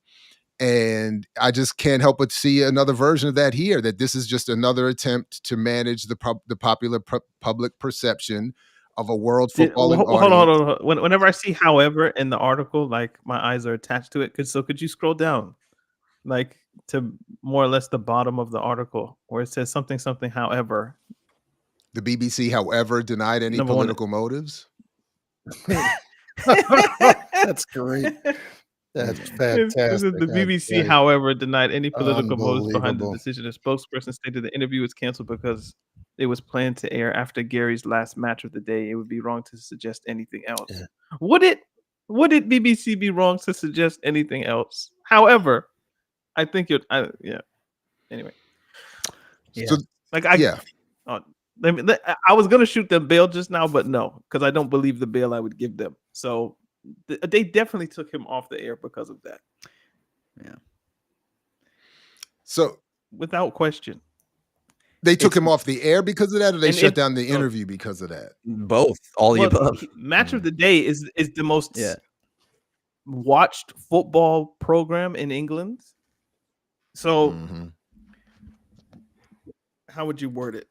They have blockades on certain games because they want people to go to the stadium. So like for us on the East Coast, like the 7:00 game for them is the noon game. They broadcast the noon game. But then at 10 for us, which for them is 3:00, those games are embargoed. So they can't the embargoed game. So the only time that you would get to watch a football match of all the 3:00 kickoffs is on Match of the Day, because the incentive on Saturdays is to get people into the stadium, not having them stay at home and watch the games on TV. So a lot of people watch Match of the Day to catch up on what happened in the league. So it's one of the more popular shows that the BBC has. So Gary Lineker has hosted that show for a long time. And so to remove him from Match of the Day is like a really, really, really, really big deal in the UK. And it's coming because of his willingness to say political things. Yeah. So There's a clip. yeah, go for it. Oh, no, sorry, Daniel. Sorry. No. I thought you were. Oh, my bad. Go ahead, my bad. I was just gonna. I think I was just gonna reiterate things I've already said. So you're good. You're fine. Well, but there's a YouTube clip. I was trying to find it. Maybe you can, Jared. But he's doing an interview with the guy, from I think it's a BBC interview, and it's about the guys. You can tell that the talking points have been clearly gone over, and it's like, hey, the BBC is impartial about what's going on, or has to be impartial. And the guy's questioning him, and Gary, to his credit, just chimes in right away and says, no, wait, impartial about genocide. Like, he basically says, like, this is something you need to take a stance on. And actually, you're not impartial, are you? Because he points out, and if people remember this, I'm pretty sure Gary Lineker or somebody, it was platformed with the consent of everybody associated with DPL. Alexander Zinchenko, Arsenal player, still currently an Arsenal player, had an interview where they talked about Ukraine, and he was allowed to platform his support for that, or is it right? And then and now when it comes to occupied Palestine and the genocide, you can't say anything. And Gary has stepped over the line repeatedly. So there's no way to couch this as anything but a political move because he's been talking about it. It's a censure, effectively, but because they got rid of him. And Lineker, for the last few World Cups, has been their lead guy on the BBC. Oh, he's a so staple. So they set up wherever the World Cup is, and he leads their coverage, and has done so since definitely since 2014, because I remember watching the coverage after Brazil got rocked 7-1, and Gary Lineker was one of the ones that was doing the studio show. So for at least a decade, probably two. So yeah, not to mention he's one of England's best strikers of all time. Played for Spurs, played for Barcelona, played in Leicester, I think. So yeah, to get rid of him they wouldn't just get rid of Gary Lineker. He's really good at his job.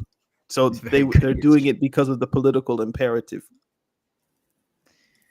I think I found this. Yeah, there it is. Yeah. Just play this for a little bit. You can the guy's trying to basically be impartial. He's like, no. But the BBC as a whole needs to be impartial about it. Why? It needs to be factual. It needs to be impartial about a conflict, doesn't it? And it's hard. Does it have to be? It wasn't impartial about Ukraine and Russia. Yeah. And you might say that why does it have to be impartial about? I understand if it's partial about our government and things in this country and everything like that, but something that's going on that far away, why does it? Because the Israeli position is that what is happening in Gaza, and by the way, I'm not here as an advocate of the Israeli government, but the Israeli position is that what is happening in Gaza is a response to the slaughter and capture of innocent Israelis on October the 7th. And which was awful, which was truly awful. And that full context needs to be there when discussing what's going on. But that's not the full context, is it? Because the full context starts way before October the 7th. No, yeah. Mm. Yeah. Oh, So they cut it okay. there. Yeah, he cuts it there, but then They my cut man, it. he just he Well, goes the into guy I'm using, the channel I'm getting Yeah. it from, cut it there. I don't know Okay. that the No, but interview cut it there. I just the interviewer, the guy talking to Gary, just basically goes into the same points that you see on the corporate media spaces, the big platforms, where he's just like, no, but that's their position, right? That's Israel's position. Oh, and he does that clever little trick at the beginning, like, I'm not here on behalf of the Israeli government, right? Which is But okay, fine, true, but I'm gonna. But his whole it's frame, his whole that. first, However, I'm His not whole here. frame is parroting their However, points exactly. let me parrot the But, talking yeah. points of the Israeli government. No, so I gotta say this, and I would love to talk about Champions League or something too, like getting the football in the last 10-15 minutes we have that, but kind of not to like just wrap a bow on this necessarily, but I want to champion this book. If y'all haven't read this, you get your hands on it. it's coming in backward. For me, it's coming in Oh, is it? backwards. Can you read the Yeah, it's title? backwards. Yeah. It's mirror. Perfect Wow. victims. All right, Perfect victims. Perfect Victims and the Politics of Appeal by Muhammad El-Kurd. Yeah, Perfect Victims and the Politics of Appeal. So, what I love that he does in this book is he essentially calls the world, everybody, out for this narrative that somehow that Palestinians need to be humanized in order for us to see them as worthy of dignity, of standing up to their own oppression. Yeah, and he just simply says, listen, if they have hate in their heart, so what? Like, why wouldn't you have hate in your heart? This isn't the issue. The issue is what's actually happening to them. So anyway, I encourage people to get that. It's it's a great book. Yeah. And so apparently the author's been on Millennials Are Killing Capitalism a number of times. Yeah, Muhammad El-Kurd is he's somebody's living in his. I mean, he talks about it, and he's in interviews. He writes about it. Like, he has people in his house. Like, there's settlers who've taken over his yard. Like, this is something that he's. He expresses so eloquently and powerfully. So anyway, yeah. All right on. Definitely add that to the list. I have not gotten to that yet. I don't even think I've seen any of those interviews for some reason, but I'll share some in the chat, man. It's brother. So great book. Did he? Mtume mention this in our last review, crew? I don't even remember that, but that doesn't mean much. So what would you want to talk about in terms of football these next few minutes, and then we can Champions League was on the agenda at some point, right? Or like, because that was a review. Daniel had mentioned we talk about whatever and there was I don't know, just whatever. PSG's win. Yeah, they won. I mean, they were phenomenal. Predictions for the Club World Cup.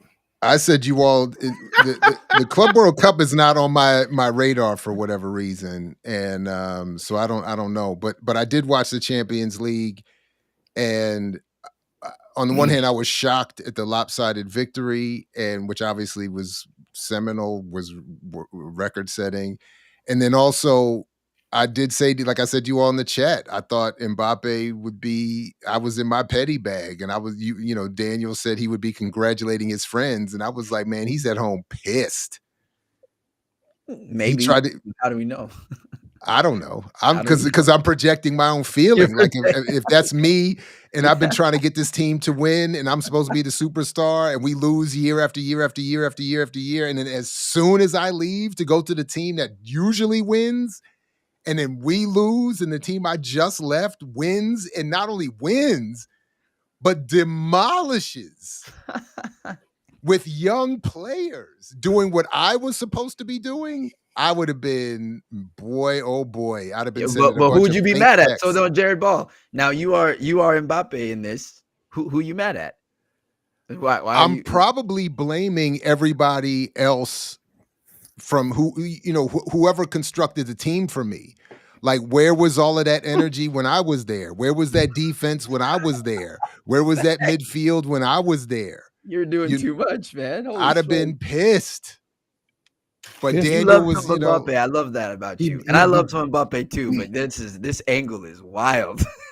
He's either pissed or he's embarrassed. Yeah, you're talking like everything you're saying is just projecting. You're doing I'm two projecting. I'm projections. admitting. No, I know, but you're projecting onto Mbappe, and then in your projection onto Mbappe, that Mbappe is projecting that everything wrong and why the team didn't win was because of somebody else over there. Oh Not yeah, me. I not wasn't me. part of it. No. Why didn't y'all make a better team for me? I only Like played when- with Neymar and Messi, and I only had a Verratti and all these other boys, and I could, come on, man. They didn't run I played for with me. Dembele as well. Come on, I had a man. broken Dembele.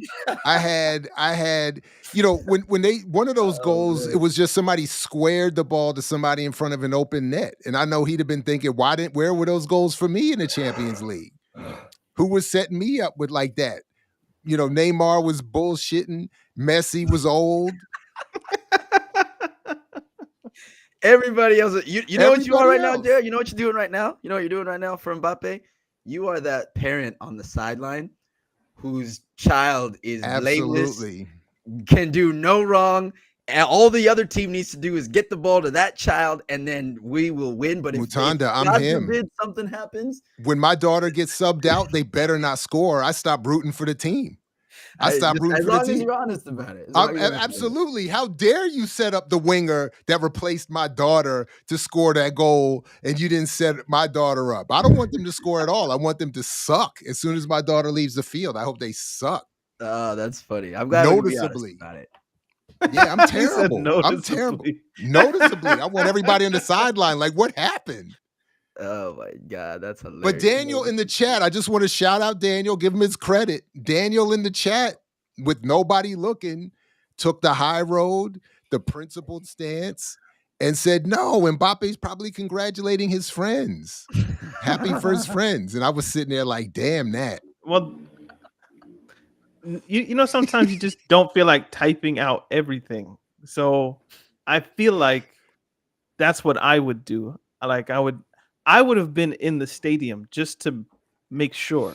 So that way I could appear happy and congratulatory on camera, but all You'd for be in the the brand. Yeah, I would have gone to the stadium to watch the game. If I were Mbappe, I would have been in attendance. And that way I could be seen clapping for the team. That way there wouldn't be this narrative about, oh man, Mbappe must be heartbroken that they're winning. But how without are Real him. Madrid fans going to feel about that? He's there Seeing to him support sitting his in the former stands friends. cheering on PSG. Hell no. Y'all are doing Hell too no. much, man. Y'all are doing If I too was much. Real Madrid fan, you better not. He better not be in that stand celebrating. Who cares? 'Cause Like you they were already supposed to don't win like for him. us. They already don't like him. So and then you can have the thing of like, I'm supporting my French brothers, my former teammates. It wouldn't have been a problem. So that's what Daniel, you don't think his statement, Daniel, you don't think what he came out with was sufficient? You didn't think that was sufficient? I'm not aware of his statement. He posted something that was congratulatory. Like he did, to me that was enough. I did see Mbappe at the French camp, and he seemed pretty happy for them. Yeah, he's chill. I mean, what's he get? It's football. It happens. I'm not, And y'all are doing too much with that. He's good enough to where he'll get his opportunity. So yeah, he's fine. But is Paul Smith correct that Mbappe is vastly overrated and is vastly not overrated is doing a lot of work in that sentence, but the future is Yamal Doué. Is that how you said his name? He had a great Champions League final. Florian Wirtz and Chikri. I don't know who those last three are. Who's Florian is plays for who? France? I don't know. Florian Wirtz is one name. The comma's just kind of misplaced. Yeah. Who is that? So who is he? He's a German player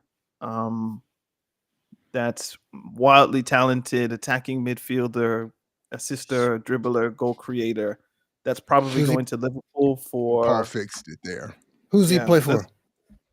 He's going to be playing for Liverpool, allegedly, for like 150 million, 140 million euros. So it's going to be Liverpool's most expensive signing. So, but he plays currently for Leipzig. No, not Leipzig. Sorry. He was a Leverkusen. Leverkusen, says Itonic. And who's that other guy? That Ryan guy? Who is that? Ryan Cherky is a winger, creative player that been around for a long time, but I think he's still just 22, maybe. He's He 21. debuted for Lyon. France in the he plays for Lyon. I mean, he's been around for a long time if you're aware of French football, but like he's had a beard since he was like 15. But Yamal did yeah, look good though. he's just one of Lamal those look every time I talented see him play, he looks good. North African baller types, but like filtrated through the French system. So What do you think about the two? Are they called the Williams brothers in Spain? Nico Yeah. and Nico and Iñaki. what's his other brother's name? Nico and Minyaki. I'm kind of surprised they weren't on that list. Well, Williams- Iñaki is Iñaki old. look- Is he? He's like Yeah, The young he's one like who's on this, who's the 29 young one or who so. plays opposite Yamal on the wing for Spain? Nico Williams. Nico. Nico's young, right? He looks good, Yeah, man. he's They young. look Phenomenal. tough. You say phenomenal? He's a phenomenal Yeah. player. He's a phenomenal Yeah. player. Listen, you don't start for Spain. In this, I mean, Spain in the last however many years has been Leah. has been remarkable. It's wild to me to say buying. Yeah, it's What do you Some guys other think about players. what do you guys think about Ronaldo signing so another just contract to stay in Saudi Arabia? because maybe there are people that don't quite get that part. So a team owns your contract effectively, and another team can pay that other club money for the ability to then go into negotiations with the player. So that's how the transfers work. It's not like the NBA or the NFL where the team owns your contract and they can trade your contract and you have to go wherever they tell you. In football, the players have a little bit more power and say in where they go, because just because you pay for the right to talk to me doesn't mean that I then want to go where you're telling me to go. So then we have to do our own negotiation between me and the club that wants me, if that's not too convoluted. So sorry. The language is crazy though. Oh yeah, the buying and the selling and the owning and the transfers, it's all quite slavish. So Professional sports. yeah. Somebody mentioned but on that point about Mbappe and listen, he's not vastly overrated. Like he's not. That's not true. Like he's a phenomenal footballer. Phenomenal footballer. I will say though, and this kind of goes back to what I don't want to keep picking on Jerry, but this was I don't think Daniel and I had tension on this. I think we came to a decent understanding. But listen, if I'm being really real,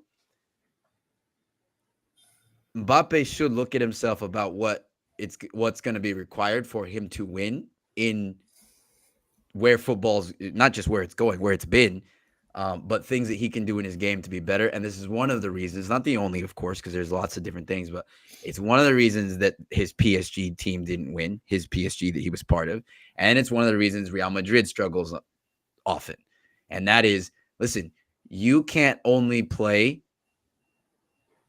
one side of the ball. You can't do that.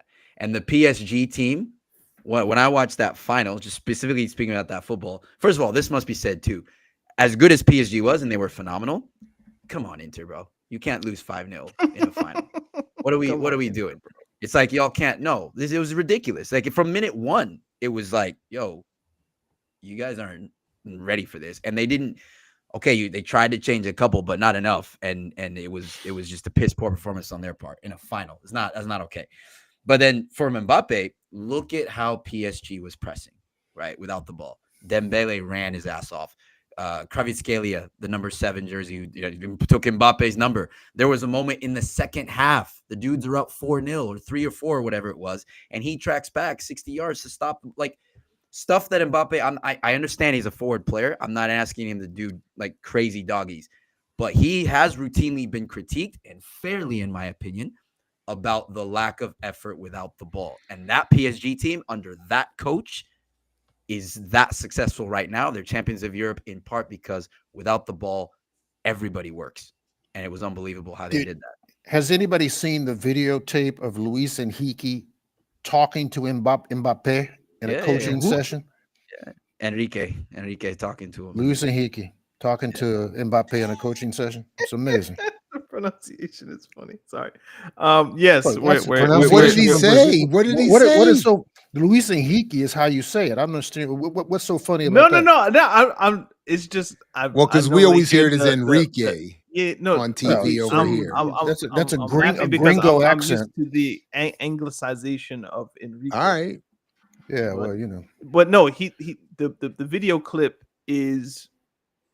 It's funny. This is something that my parents would do when I was a kid, because my mother knew I liked Michael Jordan. So she would tell me, Michael Jordan used to do it like this. So Michael Jordan would do it like that. And I'd be like, oh, Michael Jordan would wear his socks like that? Okay, I'll do it too. But she was just wanting me to wear the socks the way that she wanted me to wear the socks. Like Enrique was with Mbappe, and he was like, you like Michael Jordan? Well, Michael Jordan wasn't just an offensive weapon. He was one of the best defensive players of all time. So if you want to be one of the greatest players of all time, like Michael Jordan, the offensive stuff will take care of itself, but you need to be a dog, like a fucking demon on the defensive end, like Michael Jordan. And he challenged him in that way. And Mbappe kind of looked at him and was like, okay, like I hear you, but I know I'm going to Real Madrid in a couple months. So like the challenge is cool, but you know, peace. But Dembele, that's the point. It's a good point. Dembele actually runs that way. If I can make a quick point based off that, Real Madrid, actually, it's a larger point about football, not just Madrid, but you can suffer one player that's kind of lazy I don't like using the word lazy, but that's not willing to run as much as the others in forward areas. Like you can suffer one of them. You can't suffer two of them. Certainly not in this modern type of football that we're playing now. The problem isn't just Mbappe. It's Mbappe and Vinicius have kind of the same defensive output. And when two players have that, you have Rodrigo, who's willing to run for the team, and Fede Valverde, who's willing to run for the team. And there are players, Jude Bellingham works his ass off, but you can't have two in the front. You can have one, but not two. So that's the bigger issue, is that them together doesn't work. Long may it continue as far as Real Madrid's concerned. Long may it continue. Love to see them boys lose. And I say Rodrigo runs, but when you have two players that aren't willing to do it, it feeds the thirds. He's like, well, if they're not doing it, why should I? So then that puts way too much pressure on the midfield. And when you have the injuries that they've had in fullback areas, like it creates bad problems. But Mbappe learned that at PSG when Messi wasn't really running for the team, and neither was Neymar, and he was the one that was having to run more. Don't blame Messi coming in. It's true. He was 37 years old. You're not going to ask him to run around like he's 20. So it's right. But don't Mbappe get mad that like Messi got old. Mbappe was moving like that run before Messi entered. It is what it is. I'm saying to you. Did Messi run like that when he was young? Yes, he did. Yeah, he pressed like a dog. He worked like a dog. Thank you. No, this is. But my larger point is Mbappe feels as if he's graduated beyond doing the work for others in the way that he had to do work for Neymar and Messi. So it's almost like he's too good to run at this point. I still think you're giving him a pass that he hasn't earned, in my opinion. Because what do you mean he hasn't earned? He scored 40 goals. It works. Yeah. It's just you can't have him plus. It works. How many? It works. I would say his Champions League collectors or trophy cabinet would suggest it doesn't work. I would suggest that the World Cup final, in which they lost, in which they were the more talented team, one player would suggest it doesn't work as much as if you were capable of one player winning you a trophy, then okay, yeah. But within the context of the team, he needs to do more, or the team needs to do more around him. But like if we're looking at it on an individual level, like what does Mbappe need to do more of? He's there to score goals, and I think he has the most goals of any player in a top 5 league. So what he's doing selfishly works, but it doesn't. Alonso needs to figure out a way to make it work within the context of 11 people. At some point, the switch has to be flipped, because when what Jared asked, and unequivocally the answer is yes, is the point here. What I'm getting at, which is Mbappe has the talent to be the top player in the world for a while, or in that conversation there. Why and do you think an older player is going to start running more? No, but that's Daniel, the switch is never going to flip. Why are you? What are you talking about? I don't. What? I never said I want an older player to run more. We're talking about Mbappe, right? We're talking about Mbappe. And I'm telling you, my critique of him as a player is that he doesn't do enough for the team. That's my critique. And I hear that. Okay. But that's not going to change now. Like it is. Why not? He's saying Mbappe's not going to get better with age. He's not going to learn with age. You can't teach an old dog new tricks. He's not old. Pretty How much. old Like is this Mbappe brother? is what he is, which is an incredible footballer on the ball and an incredible goal scorer. So because let's go back to your Jordan example. You need to work around it, which means finding more players that can do the running forward. But one of the many reasons Jordan is the best ever by far is that he not only was flawless in his game, but he adapted it as he aged. So Mbappe, if you want to motivate him, you could say, look, you haven't done it yet, but you can, not even becoming an old dog, but you can. That doesn't work. You can adapt your game. Jordan adapted to a mid-post game, back to the basket, fadeaways. But the issue wasn't technically. But the issue wasn't. The issue wasn't a physical. The issue isn't a physical change. The issue is a mental commitment to do something he knows he needs to do to it was a physical change. So Mbappe could still. Mbappe. Listen, Daniel. Mbappe could still physically be the young, pressing, two-way defending player. He needs to make the mental shift. His shift is a mental shift that can still occur for Jordan to make the change he needed to make. It was a mental shift he had to make when he had to recognize, I can't do physically anymore. I need to change my approach to the game. Mbappe can still do things physically. He just needs to make the mental adjustment to the game. Kylian Mbappe. No. Thank you, Jared. Kylian Mbappe. Two things real quick I want to add, and then Daniel, I want to let you go because you seem this is interesting coming. And then Daniel's gonna have the last word because I gotta go. Fair I do enough. have to go. But first of all, for Jared Ball to have, I'm aligned with Jared on this, and for him to be saying this as like, shouldn't you be questioning it? Shouldn't that be your cue that maybe I'm wrong? Listen. Based on our previous shows, the brother's 26 years old. He's 26 years old. We're not asking. I'm not saying that he's not 35, 36, and then we're asking him to now start pressing. I'm just talking about even think about defending and back pressing with your team. Even make this shift to okay. There's a Real Madrid game, Champions League. We don't have to go far. This isn't theoretical. There's a Champions League game for Real Madrid that was in France. I want to say they played Lens, where Bellingham turns and gets pissed at him. To be fair, it was him and Vinny, because they were walking in like a transition moment. And it's like, hey, man, you can't do that. And I think with Mbappe's, listen, to whom much is given, much is required. He's been blessed. He's a phenomenal player, right? He's a phenomenal player. But you got to do a little bit more. So anyway, and the last thing I was going to say, because the Messi thing was brought up, as Jared asked, did Messi do this when he was younger? Yes. And that was my point, Daniel, when it wasn't even a back and forth, but my point in the chat about PSG and the Messi, Neymar, Mbappe team was that if for those three, the guy who should have done more of that legwork is Mbappe for a couple reasons. One, you're the youngest and fittest and freshest, that you have the legs to do it. Two, you haven't done what those guys have done at the club level to warrant you walking around when you're sharing the pitch with them, and they have a different skill set. So yes, you're not going to ask a 35, whatever year old Messi to run that way when you can do that. And then, by the way, we're not asking him to do crazy work. It's not crazy like doggy work. I'm not asking him to track back all the time, every time. It's do work that you should be doing if you weren't just all about like me when I get the ball. That's all I was going to say. My answer would take like 10 minutes that we don't have. So let's just stick a pin in it. Okay. And start there next time. We don't have to wait this long to do another show. I am going nowhere this summer and have very little to do because I've turned down things and kept my docket clear as possible. So let me know whenever He's trying you to want. make Mbappe Like, he needs to be Conte. Thank at you. striker. Oh, Like, see now Thank you, you're doing too much. Kenyatta. What are you talking about? Thank you, Ndugu, for the super chat. Thank What are you, asking him to Eric. do, Conte? We're asking him to N'Golo do some of the Kylian. work that Dembele does.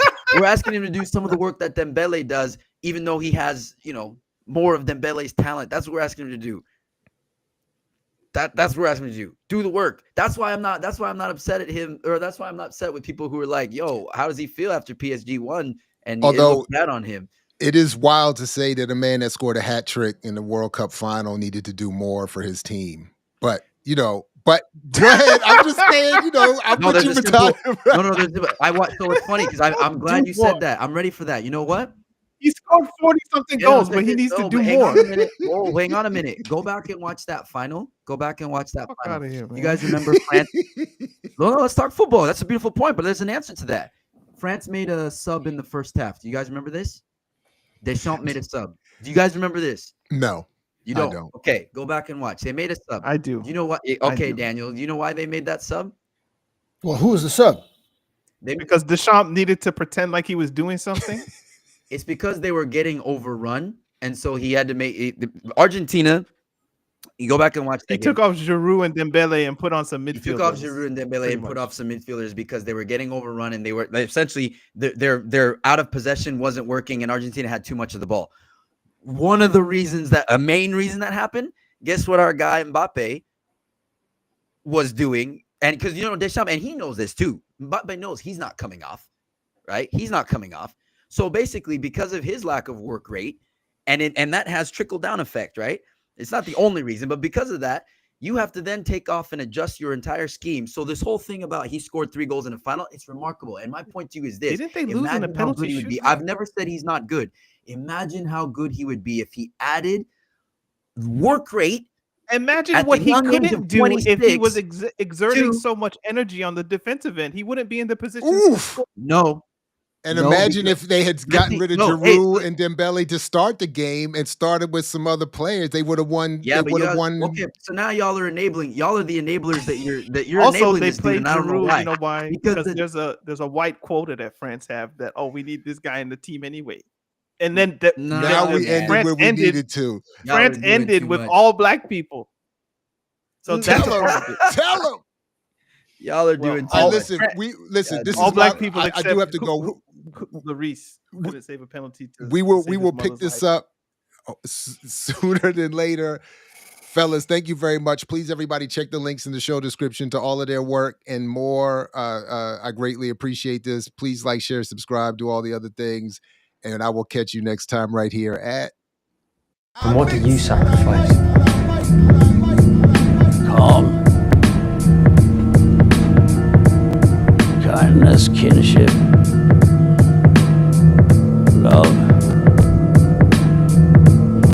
I've given up all chance at inner peace. I made my mind a sunless space. I share my dreams with ghosts. I wake up every day to an equation I wrote 15 years ago for which there's only one conclusion. I'm damned for what I do. My anger, my ego, my unwillingness to yield, my eagerness to fight, that set me on a path from which there's no escape.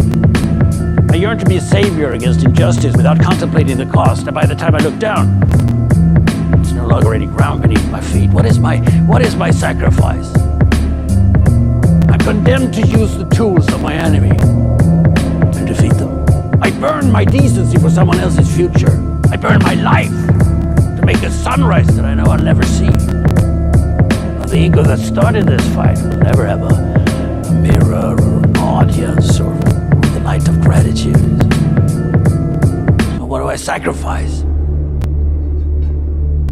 Everything. I mix what I like.